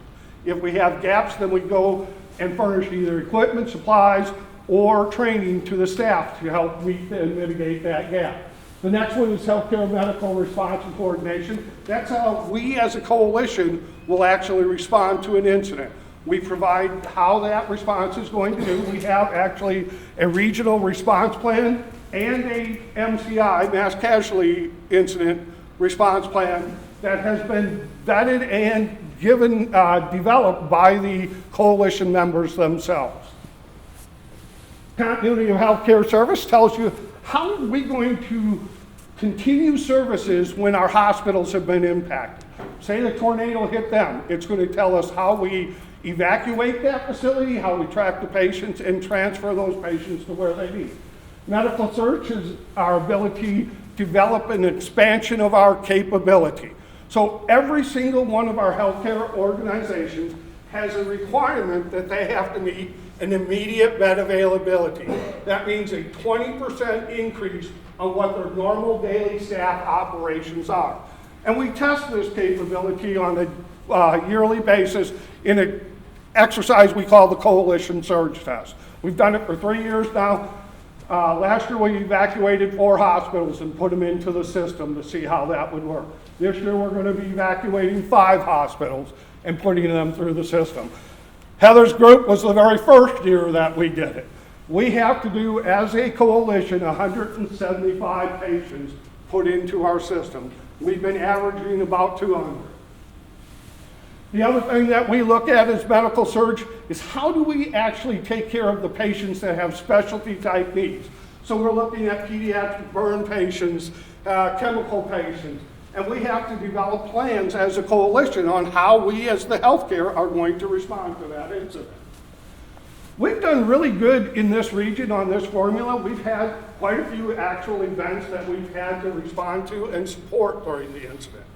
One of those was the Ray Fire, where we actually sent up a 5-ambulance task force to support the operation side of the house and a rehab unit that was able to go up there and provide rehab for the firefighters on the scene. The second thing that we've done is we had the Moore tornado. We actually sent 20 ambulances from our region up to that area. We relocated 2 hospitals during the Moore tornado with the ambulances from our crews, and those were Kirk's and Comanche were involved in those operations. A lot of people don't understand this system has been in place for now 15 years, and we have pretty good processes in place and have proven that we can move the patients and do the response that we need to support operations. But when it comes to a pediatric active shooter type event, we're going to run into some very, very challenging issues. And Heather's going to talk to those issues right now. Thank you. That was a good segue, wasn't it? You get to talk about these things that's going to affect us. Oh, yeah. Oh, okay. I'm One sorry. more slide, Yeah, I'll talk Bob. real quick on the Freedom Elementary exercises. The first thing we ran into a problem was notification. Although we've been in this place for 10 years now, we did not have any notification from Fort Sill at the MERC level to activate our MERC during that incident. Why do you think that was? Well, because it's Fort Sill, there's a lot of turnover, and a lot of their personnel aren't incorporated into that turnover, and they just didn't, it was one of the things they didn't think about activating.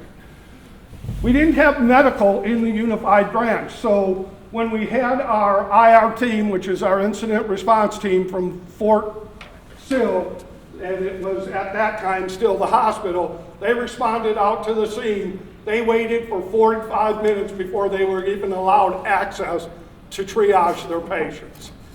That's a problem when you're looking at a 1-hour time frame of trying to get that patient during the golden hour. Establish a medical branch, they never really established a medical branch. They didn't have a transport or a triage leader who was able to give the information that they needed. Medical branch integration, from the second spill, we still didn't get somebody into the actual ICS that was medical. We did have a fire person who was working on that, and they did help, but it wasn't the same thing. Integration with ICS, although the Fort Sill personnel were getting the information, they weren't getting it to the IOC, and the guy at the IOC had never done that job before as a medical component, so he didn't know what to ask for. He didn't know what types of equipment they needed. It created quite the problem. Transport, they didn't do a transport log. Every one of our hospitals is used to our region. We have what we call triage tags, and we practice with our triage tags. Unfortunately, Fort Sill decided not to use the triage tags for that time frame. So when we sent the patients to the hospital, the staff at the hospital were like, what's this? Where's the triage tag? How come we're not utilizing our triage tags? We have those triage tags. We've handed them out to fire departments, hospitals, EMS agencies. They're in the system. We need to have the people knowledgeable on how to utilize our system. Hey, Bob, can you talk real quick about what this, for the medical branch, what is the standard, the regional standard? Okay, so In a medical branch, we want to be able to set up and have someone supporting triage, treatment, and transport. So in the triage area, it doesn't necessarily have to be a medical person. We quite honestly have fire department personnel and even medical reserve corps person who have been trained to that start triage level. And that's what we recommend as a healthcare coalition, is to use the one standardized process, which is called start triage. Most of our agencies utilize that system, and so the hospitals are used to seeing the patients come in with that red, green, and yellow standard. The other thing we want is when they have the transport office, we actually have a log that we have developed as a coalition that as those patients are sent from that scene to the hospital, they're logged in on this form.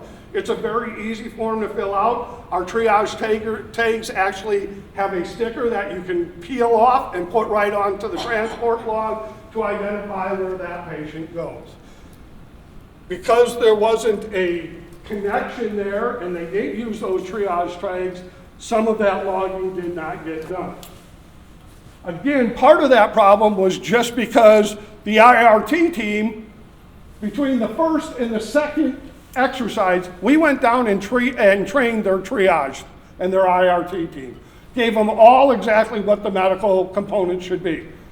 The day of the exercise, not one single person of the team that we trained went to respond to that scene. And so the people who showed up had no clue what they were doing. It brings up the other point on this. It's not moving now. See, I don't know if your battery died. No. You want this or you want? No, I need to click next one. Oh.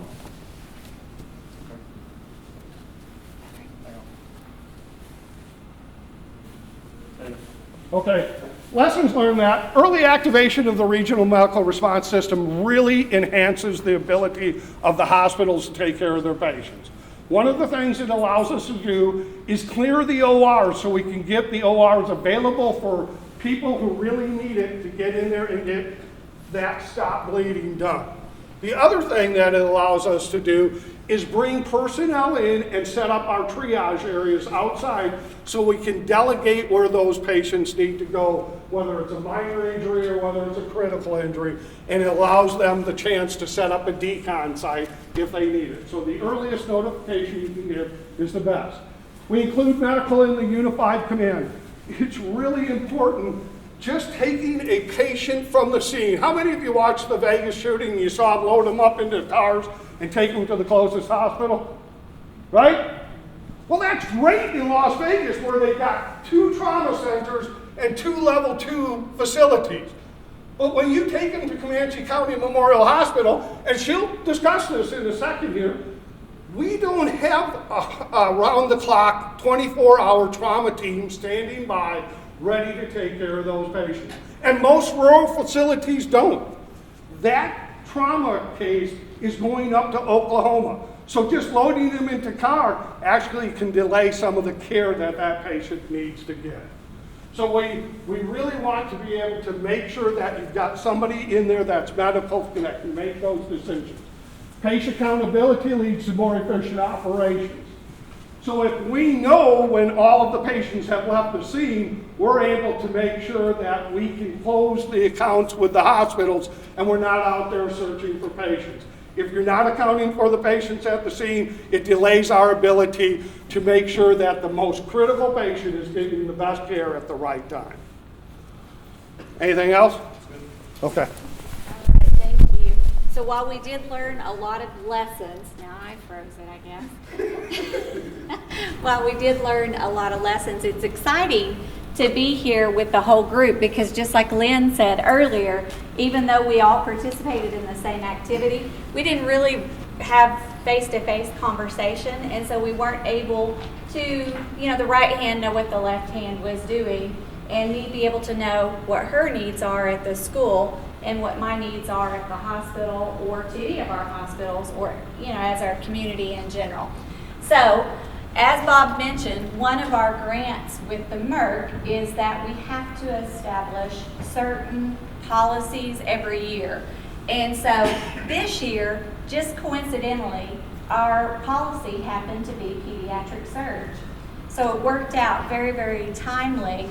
And as Steve came forward and said, hey, we want to do this, you know, Bob and I were like, oh my gosh, that is just wonderful, because we're already working on our pediatric surge policy.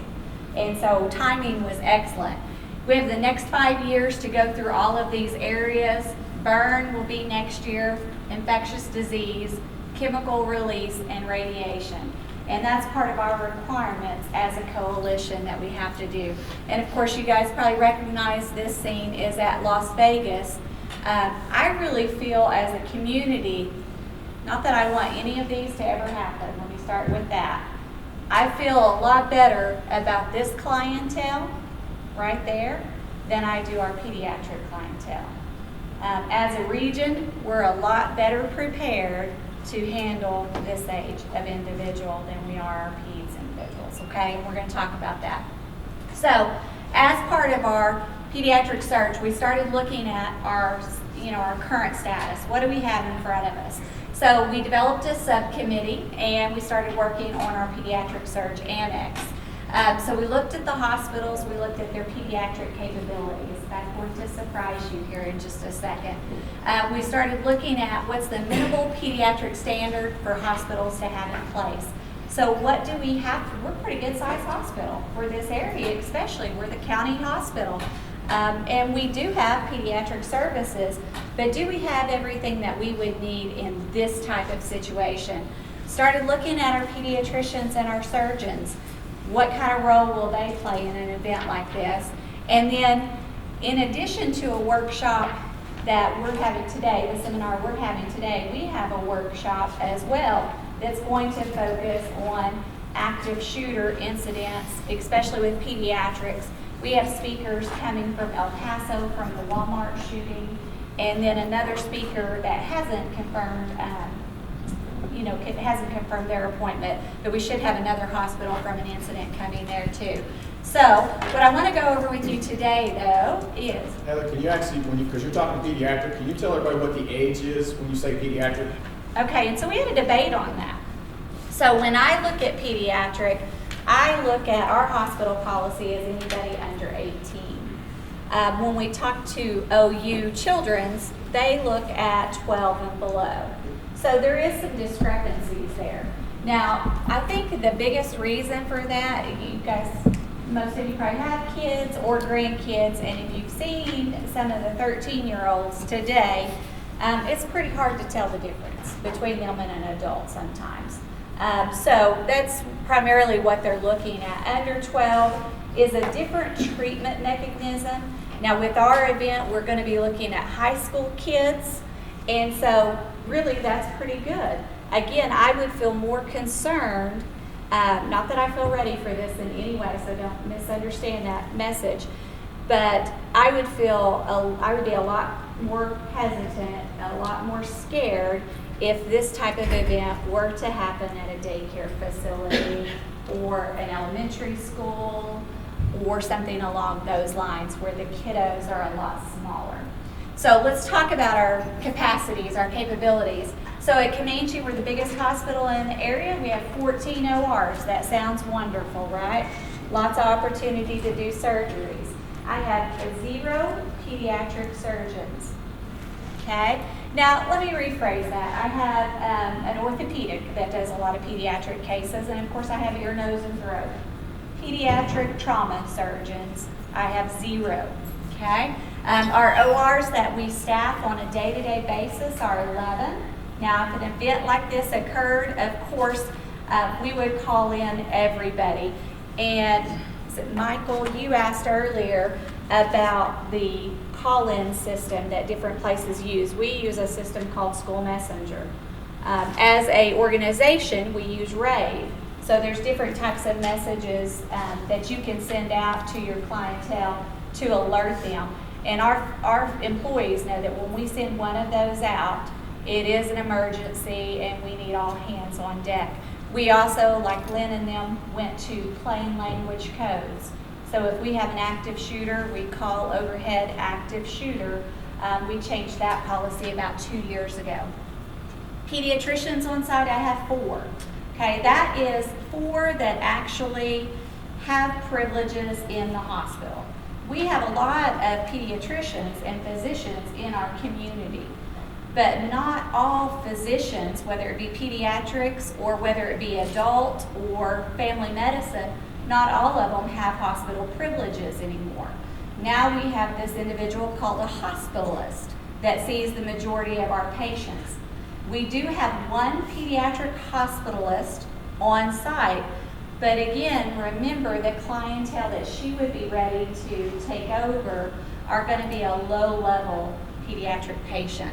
So again, I told you pediatric trauma surgeon 0. Staffed pediatric beds. We have the Starlight unit. Absolutely beautiful. 14 beds. We take care of a lot of kiddos in there. But there are limitations on the type of kid that we can take care of in our facility.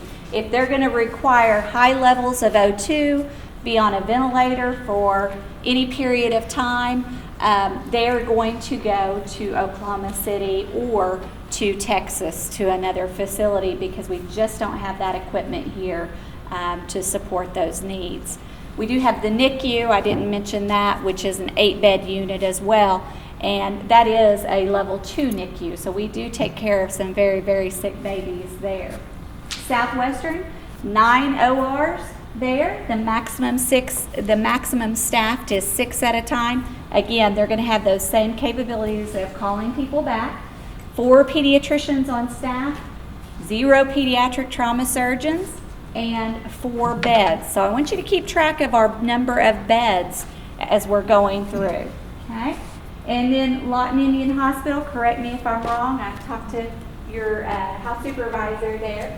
ORs 2, they staff both of those ORs. Pediatricians 2, pediatric surgeons 0, staff pediatric beds 2. Now most places, and I should mention this, most places, in fact I think all of our facilities in this area, when we say 2 staffed pediatric beds, keep in mind those beds can be used for other things too. If we don't have pediatrics there, those beds don't sit empty. Those beds are filled with adult patients. But that does mean that we have the staff and the capability to take care of that many at a time. Duncan Regional Hospital, 8 ORs, maximum staffed 5, 0 pediatricians on staff. So their family medicine, I was surprised at that. Their family medicine doctors see their pediatric patients in the hospital. Now they have tons of pediatricians in the community, but those pediatricians don't have privileges in the hospital. Okay, so that's a big one. Staff pediatric beds 4. Okay, so we had 4, 14, 4, 8. Anybody keep track there?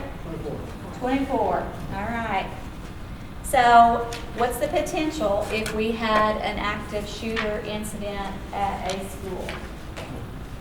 On top of that, what you don't realize is that on a day-to-day basis, our hospitals are very full right now. We have 3 of our level 3 facilities that are on critical care divert as we speak. That's in our region alone. That's not counting OU or Oklahoma or Tulsa hospitals. Just in our region, 3 of our highest level facilities on divert.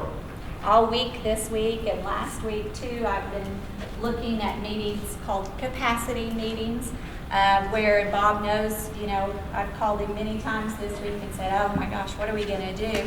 So on a daily basis, our census is going up. You guys know as well as I do, our clientele is getting older and they're getting sicker. And so we get patients that are a higher acuity level. They're needing our facilities more. Our average daily census for our hospital alone, typically a few months ago, used to be about 150. That was our top. We average now, this morning it was 182. That's our brand new average for the most part, is in the 180s. We also had, when I left for this meeting, we had 16 patients that are admitted that are holding in our ED because we didn't have a room to put them in. Okay, so we're looking at some creative thinking, and we're not alone on that. And That they is take up everywhere. some of these ped beds. Oh, yes, they take up a lot of those ped beds. Now, we would still, and I've told Bob this, he knows this. I tell you what, we get that phone call of an emergency going on, and wherever I can put patients, I'm going to put patients. I'm going to go up. Our capacity right now is 182, so I would have to increase 20% above that. That's the standard for every organization. That's what we have all agreed to do as a group, is for each other to help you out. I'm going to go greater than 20% above to help my community out. Now, we all know, we're going to take as many as we can get, okay? But one thing I want you to think about, and here we have the other hospitals that are in our area, is the capability of our hospital. Again, I told you, I feel a lot better prepared for the older individual, the teenage individual, greater than 12-year-olds. But boy, if we got some really small kiddos, it gets kind of tricky. Even with 12 to 18, if we had a major head trauma, our doctors aren't going to touch it. If we had a major chest wound, and it's not that they don't want to touch it, let me clarify that.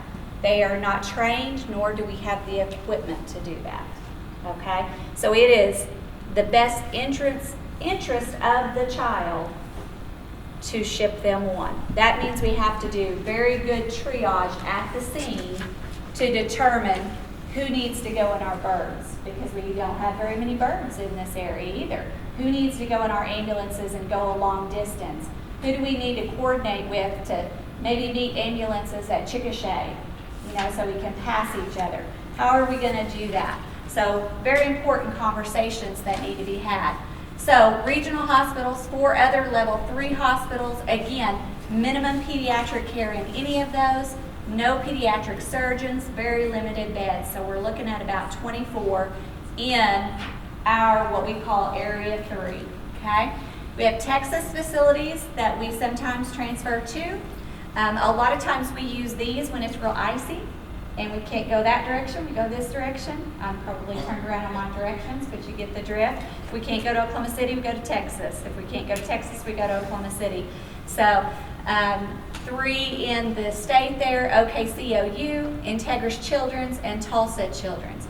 My fear is, and our group that's working on the pediatric surge, the fear of the group is, if we get 100 kiddos, what's going to be the capability of all of those? On your slide that you showed earlier, I noticed that OU at the time, and you screenshotted that, who knows what day that was, it wasn't today, but they were on total divert. 147, overcrowded, it said. So in other words, that means total divert today. on divert today, so that means pass us by, okay? So, and I don't, my goal is not to scare you on this, even though it probably should somewhat. It's to prepare us. What are we doing? What are we going to do? How can we best do an activity like this, a real activity like this, a real situation, and make sure that we have the best outcome for our kiddos, okay? EMS transport. We have great EMS transport in our area, but right here you see 6 ambulances on duty pretty well at a time. 2 to 3 ambulances, mutual aid within 30 minutes. And that means basically we put out a call, correct me if I'm wrong, we put out a call and say, hey, we need some help here, and there's a mutual aid agreement, kind of like we go above that 20%, they're going to say, hey, we're going to come down and help you. You see a lot of that with fire and EMS, especially with a real bad fire. We see that on Fort Sill here with a fire, anywhere in Lawton where we help each other out. Everybody kind of works together. We have the Region 3 EMS strike team. So this is where we have 5 ambulances, 30 minutes away, but we have to have deployment time and travel there. And so they're going to come in with a big emergency too. But the point on this slide is it takes time to get them there. Not everybody is going to go by ambulance. We're going to have a lot of people that get loaded on a truck, or get loaded in a bus, or get loaded in a police car, or mama carries them in, whatever the case is. So we'll have people entering the facility at all entrances, and have some that have been triaged appropriately at the scene, and some that at the school, they have no tracking mechanism because they came out a different exit of the building and went to this person instead of going through the tracking mechanism. So the school won't have any idea where they're at unless we coordinate together, okay? One of our fears at the hospital is identification of these individuals, okay? Most individuals, if you went through any of your 300, 400 level classes, if I were to, well, let's do it real quick. So everybody stand up just a second. Stand up just a second. You need to stretch anyway, right? Okay. If you have your ID on your person right now, women purses don't count. If you have your ID on your person right now, sit down. All right, so you guys, look at you, because you have your name tag on. Good. Yeah, okay, good. All right, most women are not going to have their ID with them, and kids are not going to have their ID with them. So those are typically our hardest ones to actually identify. And so one of our parts of our pediatric surge is how we would do that. And the school's working on that as well, as far as having individuals designated that would come to the facilities to help with that identification, because of course we could not and would not allow parents to do that. That would just be disheartening. All right, questions for me?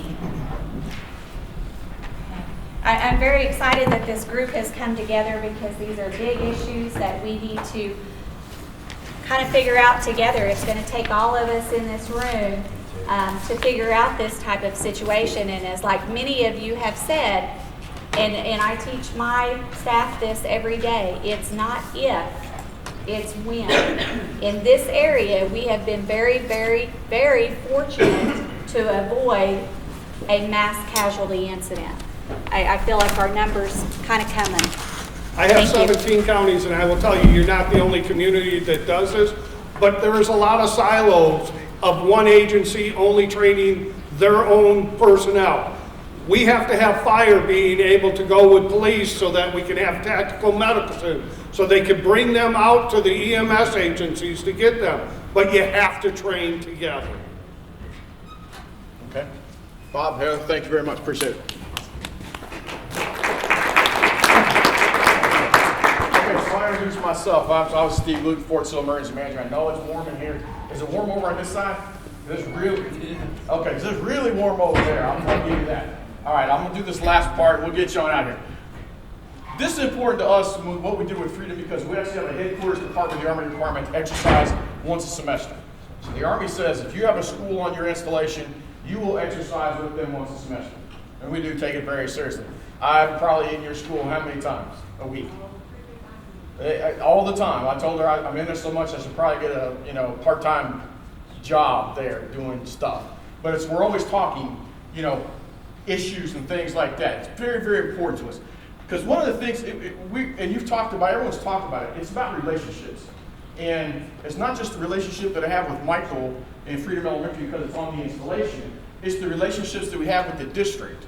It's the relationships that we have with everybody in the community. Because why it's important is that 80% of my protected populace lives off this installation. Now, almost 99% of the kids that go to school at Freedom are military dependent, and most of them live on the installation.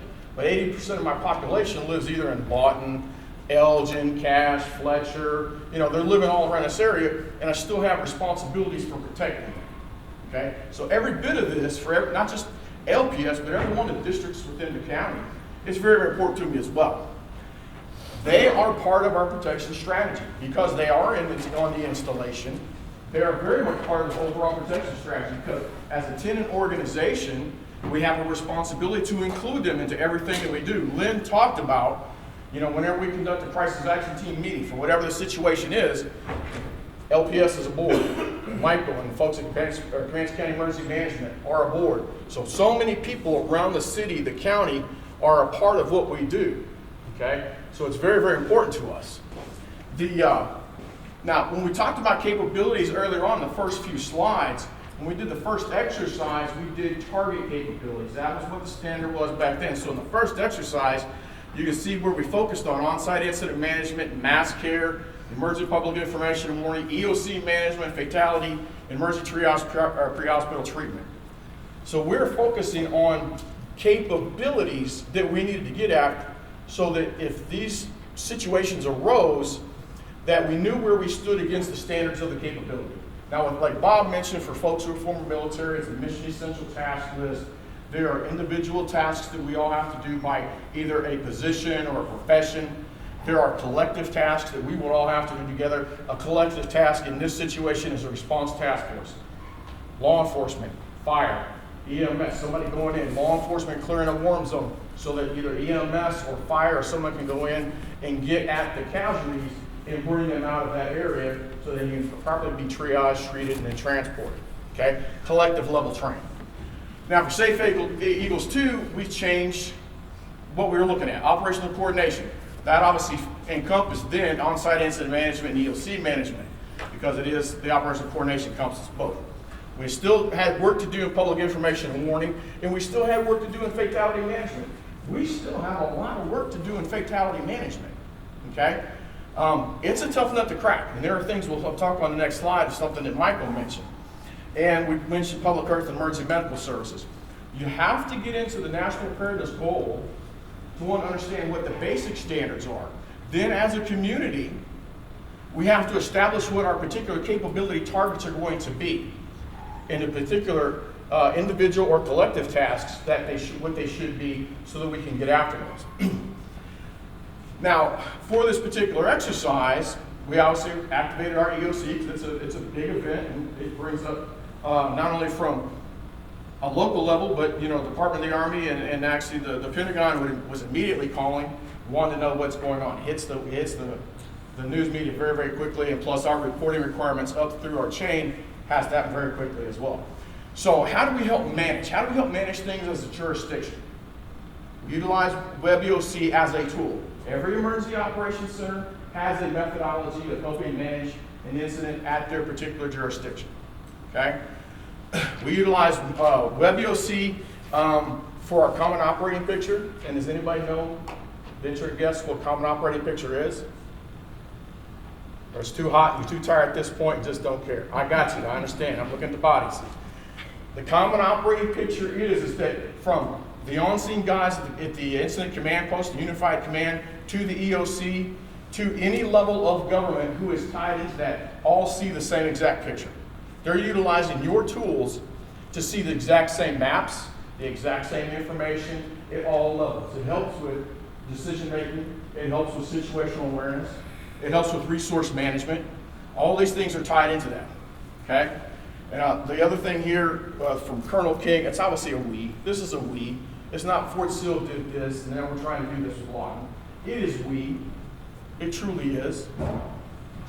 It's my kids all over this district. It's my grandkids all over this district. It's your kids, your grandkids all over this district. It's our protected populace. It's every one of our organizations that has a responsibility to this. It's all of us. Now, what I want to show you here is a couple of shots from the WebEOC. And some of you are like, okay, big deal. But this is very, very important because how do you as a city or a county, or particular, if you had to run a departmental operations center, how do you manage the incident? How does everybody get to see what you see? Where do your senior officials go to receive information, receive updates, to know what's going on? Obviously, when things go down and our EOC is activated, you can bet that the garrison commander, the colonel, the CG, the 2-star, will want to come down to the EOC. The equivalency being the city manager and the mayor. That would be our equivalent. They're coming to that EOC as well as the incident command post because they want to know what's going on. So how do we help tell them what's going on? Utilizing the WebEOC. You can see we have a situation for this was Safe Eagles 2. The information, we're tracking a situation that goes down. There's a timeline. Because at the end of every incident, what goes on? There's some investigation, right? You always want to know timelines. If you look at anybody's big after action reports on like Navy Yard, the Fort Hood shootings, the Las Vegas shootings, there's always a timeline. There's always something going on. So we're looking at that. The patient tracking that we've talked about, that we had great challenges with. Challenges with because people turn over, the lack of training that they chose not to attend, the challenges of the issues that happened at the Unified Command Post, who was going to handle the medical branch, who was going to triage, treat, transport, not notifying the MERT, all the things that tie into that ties back into patient tracking. Who has responsibility for what boards? Who's responsible for ensuring that information? Our medical folks, our ESF8 folks, Emergency Support Function 8, Health and Medical in the EOC is responsible for that. But who else has a part of that? Bob has a part of that. Heather has a part of that. Dave, you have a part of that. So our hospitals have a part of that, as well as does the Unified Command. Because they're inputting that patient tracking information as they leave the transport area at the scene. So you've got a lot of people who have a responsibility in helping track patients and where they go. And then if they leave Comanche County Hospital and they're either going to Oklahoma City, Tulsa, Texas, wherever they go, it all has to be updated so that we all see the same thing. We all know where people are going. There's a map, common map. So right here, let me break out my big light. You can see right here, Freedom Elementary, where the incident command post was, where our tactical control points were. Over here, Snow Hall reunification. So you can see where they leave the school and go up Geronimo Road over here to Snow Hall, about 7/10 of a mile walk for these kids. Pretty decent walk. But we have a visibility, so we have a map to show what our incident area looks like. Okay?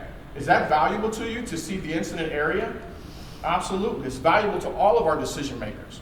All of our policy group personnel want to see that, as well as our tactical level and operational level folks want to know what the map looks like. A couple other things to highlight. The Significant Activities Board, management of information from like Unified Command and to the Emergency Operations Center. What are your information management rules and business practices? It has to be laid out. Here's an example of something that really wasn't coordinated well in this situation. I, being an EOC as an emergency manager, see on Significant Activities Board that is open to everybody. It's not it's everything about what EOC is a permissions-based view. Significant Activities is one of those that everybody kind of gets to see. But when I see this pop up and see the dim count, the dead, injured, or missing, and I look at this and I see the deceased identified, I see Parker and Jordan. Those are my kids. And I'm sitting in the EOC, and that's my first notification that they're dead. Is that a problem? It's absolutely a problem.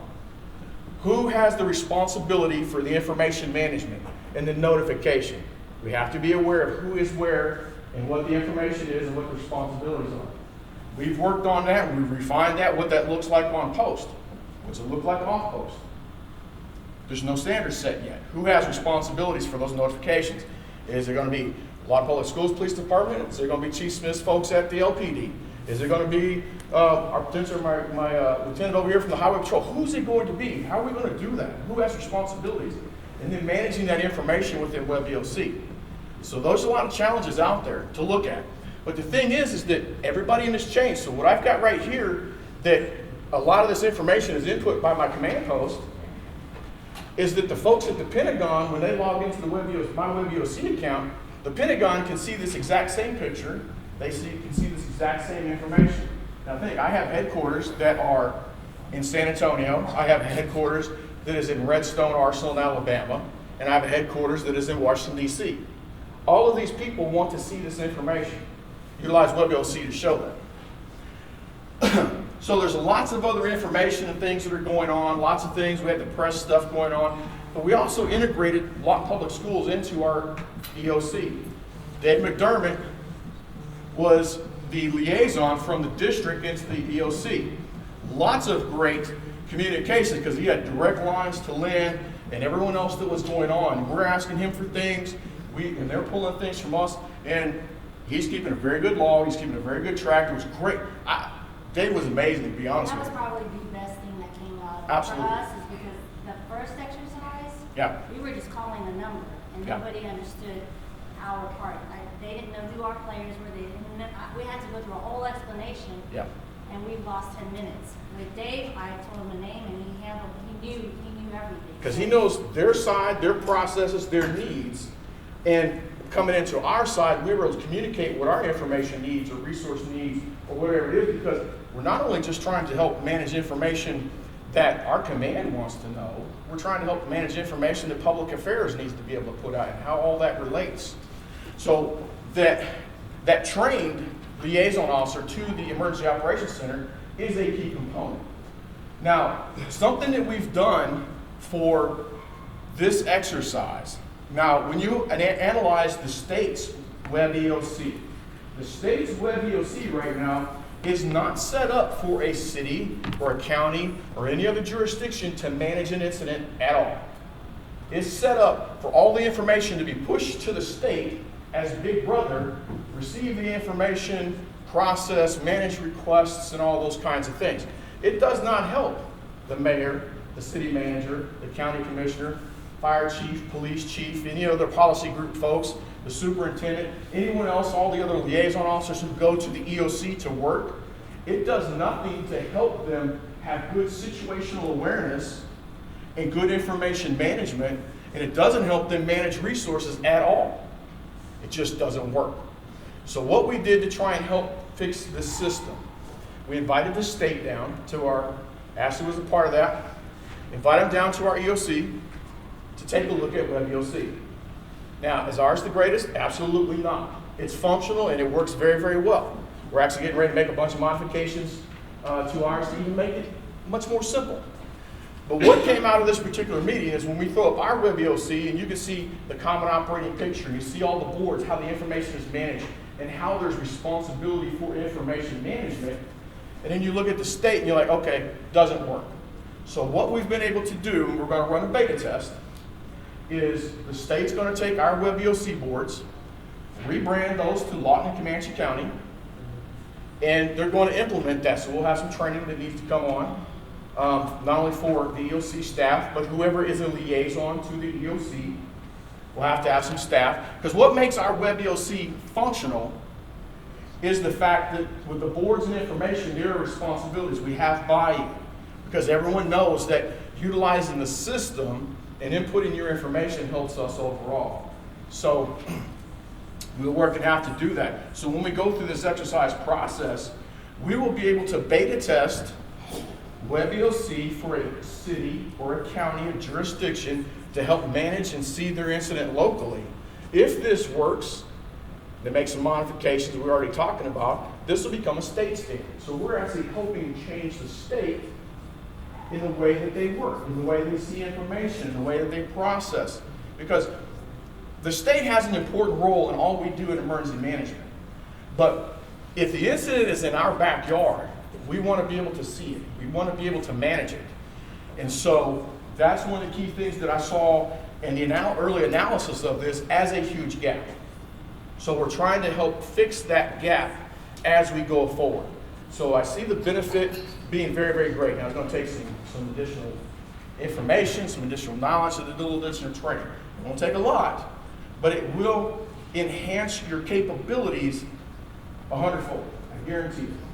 Ashley, am I lying on that? You will deal with this now. I was telling her about how amazing Fort Sill. Okay, so what I'm saying is if we implement this, will it not enhance your capability? Absolutely. Oh, yes. Working Web EOC would be amazing. And it works. It really, really works. We utilize Web EOC on a daily basis. That's our buy-in. It is our daily COP, our daily common operating picture. We have visibility on everything that's going on in the installation on a daily basis in case something happens. We have information that's built out for the next 96 hours. Now, if we have a certain situation that happens, we actually could pop up a common operating picture for that situation. We actually have to have a common operating picture for active shooter. So the things that we manage on a daily basis is different than the things that we would look at and manage for a common operating picture on an active shooter. So when I pull that COP up, I have a bunch more dial, a bunch more buttons up there and information to manage. So it will help us as a community, and as a county, and eventually as a state by doing that. So it's just something that's coming up that we want to be able to work in and beta test for this exercise. Now, everybody's tied into it. Everybody's tied into it, okay? So, where's all this going? You've heard great things from Mrs. Shankman. You've heard great things from Chief. You've heard great things from Lynn, Bob, and Heather. And I've rambled for a couple of minutes.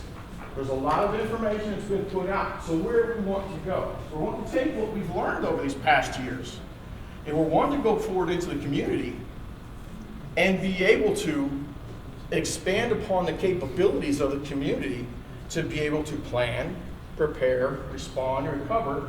And I don't think about it just as an active shooter. This happens to be the methodology or the incident that we're working with. It could be the tornado that comes through town. It could be the big earthquake that happens. Doesn't matter the incident, the processes, the commonalities and things like that, that's where we want to get to. That we are on the same common operating picture, we are using a common terminology, that we are utilizing a synchronized planning effort, okay? All those things that we want to get after, okay? So we're looking at solidifying those common capabilities that enhances our community's capabilities, okay? So what's this look like? I only got a couple more slides and I'll get you out of here. What's this look like? So we've already done some things. We had concept and objectives meetings. We've been doing mid-planning meetings. Everyone's talking about, holy God, I don't like going to these meetings. But they're invaluable when you get into the process. Because it's more than just saying, hey, I want to do an exercise. Let's show up and let's go do this. If you do it, you're going to fail. You've got to go through the process.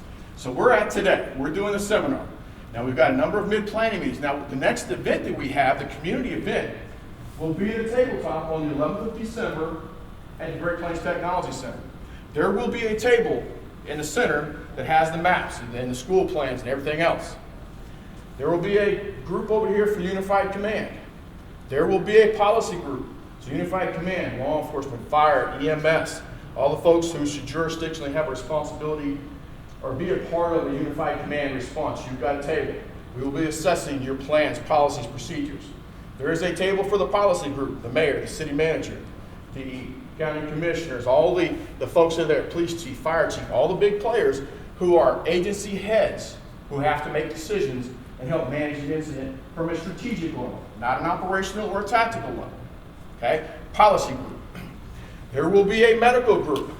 Bob's folks, our EMS agencies, our hospitals, all of our folks to help manage what Bob and Heather talked about from a regional healthcare coalition and a medical component response. We will work through their regional medical plan, their mass casualty plan, and all the things that go within that. And then we will have a community table, okay? Our Red Cross, our volunteer agencies, our faith-based organizations, all the folks that should be a part of that, our CYS folks, all the folks that should be part of the community's effort, our PTA folks, everybody who should be a part. And everybody has a part to play. I've already gotten the majority of everybody's plans, policies, procedures, guides, things like that. The analysis already started. So I know based on how an event should go, I know what your plans say. We will walk the dog. You will have injects. You will have responses to react to. What do your plans, policies, procedures say that based on this particular inject, how do you react? And if you don't have it in your plan, we'll make a note over here in the parking lot. When we do the corrective action plan, the improvement planning, this is something we need to fix. We need to fix it before we do the functional in April.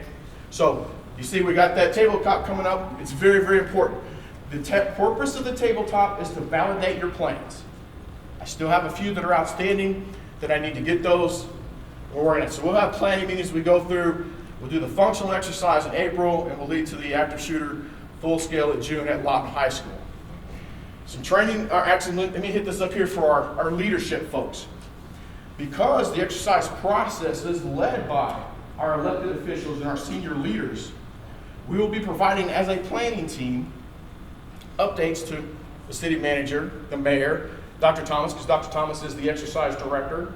So we'll provide frequent updates as to what the planning team is doing, how things are going, are we meeting any challenges, what things we might need different assistance on. We will provide senior leaders with an update so at all points throughout the process, we ensure that we're meeting their particular objectives, their particular priorities and needs, as well as the objectives, priorities, and needs that are identified by all the participating organizations. Okay? Now the other part of that is there's training that has to be done. There's already been a gap analysis completed, and we have training. The 8-seat training on here, Homeland Security Exercise Evaluation Program training. All of the folks on the planning team, it is a requirement to attend that training, okay? Because it's hard to speak the language and know what the processes are unless you've done that training. Now down here, they already have a requirement to complete the 120C, an online independent study class, okay? I'll be asking for certificates here pretty quick, actually. We've talked about, we need the 300 and 400. Jared already has a class scheduled. We're talking about getting a couple others. And we may have to put 1 or 2 others on the board, because I know we have some additional folks regionally who've been asking for it as well. The Incident Command 300 and 400 should always be multidisciplinary and preferably multi-jurisdictional. Okay, so you get the good flavor of everybody who should be part of that. The thing that I just added, some of you don't know, the class is called PER 335. It's Critical Decision Making and Complex Coordinated Attacks. It's offered by Louisiana State University as one of the consortium members for Homeland Security training. We will do that training here in Lawton on 13 and 14 January at the Great Plains Tech Center, okay? It is a first responders class. It's teaching you how to make for decision making in a unified command situation. It will talk about, you will go through rescue task force operations. You will manage a complex coordinated event throughout this 2-day class, and you will do a lot. I took that class years ago in its infancy. It was a great class then. I know it's actually been modified, and it actually just won a couple of awards for what they brought to the table. So we will do that class. I will add it to the training schedule. Sam Telemontes just threw out another training schedule today of some other classes that are beneficial. We'll work that stuff in as well. Now for the mayor, city manager, my chief officers, fire chief, police chief, sheriff, all these other kinds of folks. I know they know Incident Command, but to help the senior officials, the senior leaders, to know their role and responsibility, one, to understand Incident Command, but then what is their role and responsibility as executives, senior leaders and officials in Incident Command? They have a role, okay? And then the other part is I want to offer and teach them the information from the IS 908, this officer for Dr. Thomas as well. What is the role of senior officials in emergency management? Okay? Lots of folks don't know that they have responsibilities within that. So that's why we want to offer these classes, because it would be hard for folks. Here's the adage. The eyes can't see what the brain doesn't know. Okay? So if you haven't had even the baseline awareness level training, you don't know and can't see what it is you're supposed to do. So we help close gaps by providing this training. We help provide gaps or close gaps for those folks right there. A little too late to offer some of the position-specific training to a lot of these folks, because if you have 300 and 400, that's just the beginning level stuff. You have to complete position-specific level training, but we're going to do what we can. So we have those things come on. So this will be our timeline. So you can put this on your calendars, and this is what we're going to hold. Chief Smith. So you're saying in order to complete this exercise, we have to go to those classes? You've already been through 300 and 400, I know that, but there's a lot of... I'm talking about the other classes you talked about.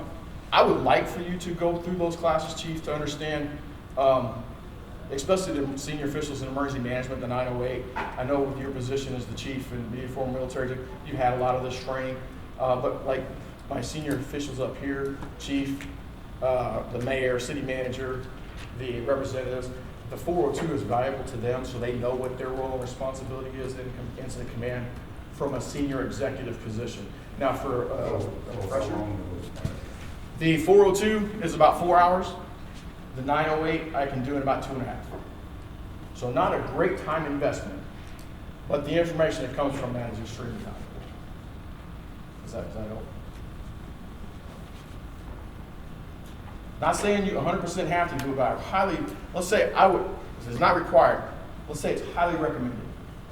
I will put it that way. For, let's say 38 years of doing emergency management, disaster-related exercises, this continues to be a root cause problem of exercise, especially amongst senior leaders or elected officials, stuff like that, as they don't necessarily always attend or have that level of training to make them help understand what their role and responsibility is in a crisis situation. We make decisions all the day in normal situations, but crisis decision making is a little bit different. And what are our roles and responsibilities within that?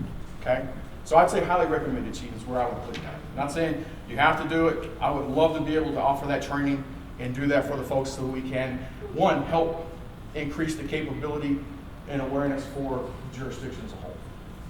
So that's the timeline. It's an aggressive timeline, but I think we can do it. Going forward, it takes everybody to be a part of this. Okay? It takes a commitment, and I know it's tough. We all wear 15 different hats.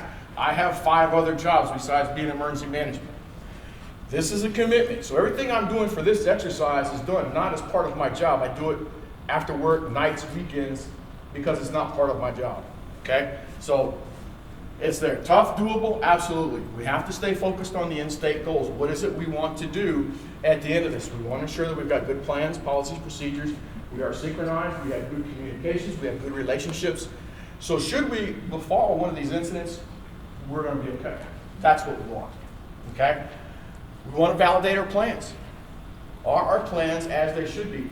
Lynn and Michael and everybody's talked about plans. Bob's talked about plans and how they continually move and update. If I'm not mistaken, it's 100% true. The last city emergency operations plan was from 2004. Is that right, Jared?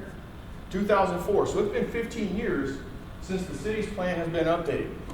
Counties was updated in 2018. I know we put some things in there, but there would be some issues on trying to work from a 2004 city plan. You know, where are we at? We're completely different than we are in 2019. So we want to help validate those plans. And if we find gaps and things in there, we want to be able to close those gaps. That's where our focus is. We will have evaluations. The tabletop is an evaluated exercise. We have outside evaluators coming in to evaluate against what your plans say, against what the national standards say, the tasks that you selected. You're evaluated against those. Okay? So the whole goal is we identify those gaps that's going to make us better. And in the end state, we owe this to the district, we owe it to the community, we owe it to the students, the staff, and the parents. We owe it to everybody to be as prepared as we possibly can be. Are we going to be able to eat all the parts of this elephant in this? Absolutely not. You've heard through everybody talking today, we've been working for 5 years. And Lynn, would you say we still have a lot of things to do? Yes. We still have a lot of things to do. But we have to turn the car on and we have to start driving down the road to be able to do some of these things. Okay? Are there any questions? All right, now at this point, I'd like to turn this over to Lynn for our closing. Well, I know you guys have spent a great deal of your afternoon with us, so thank you. Thank you to Steve for helping us facilitate, but thank you guys for your time. I appreciate it. We are excited about the next planning meeting, so if you have not been there, you will start receiving our emails.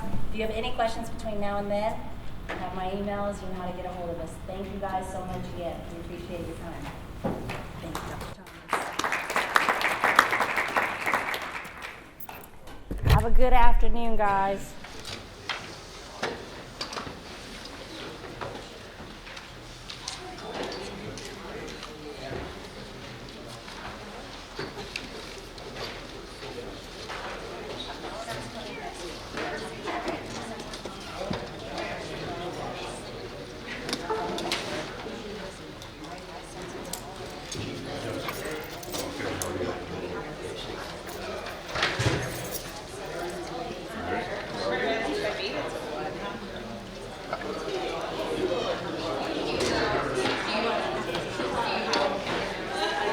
Thursday, Friday, next week.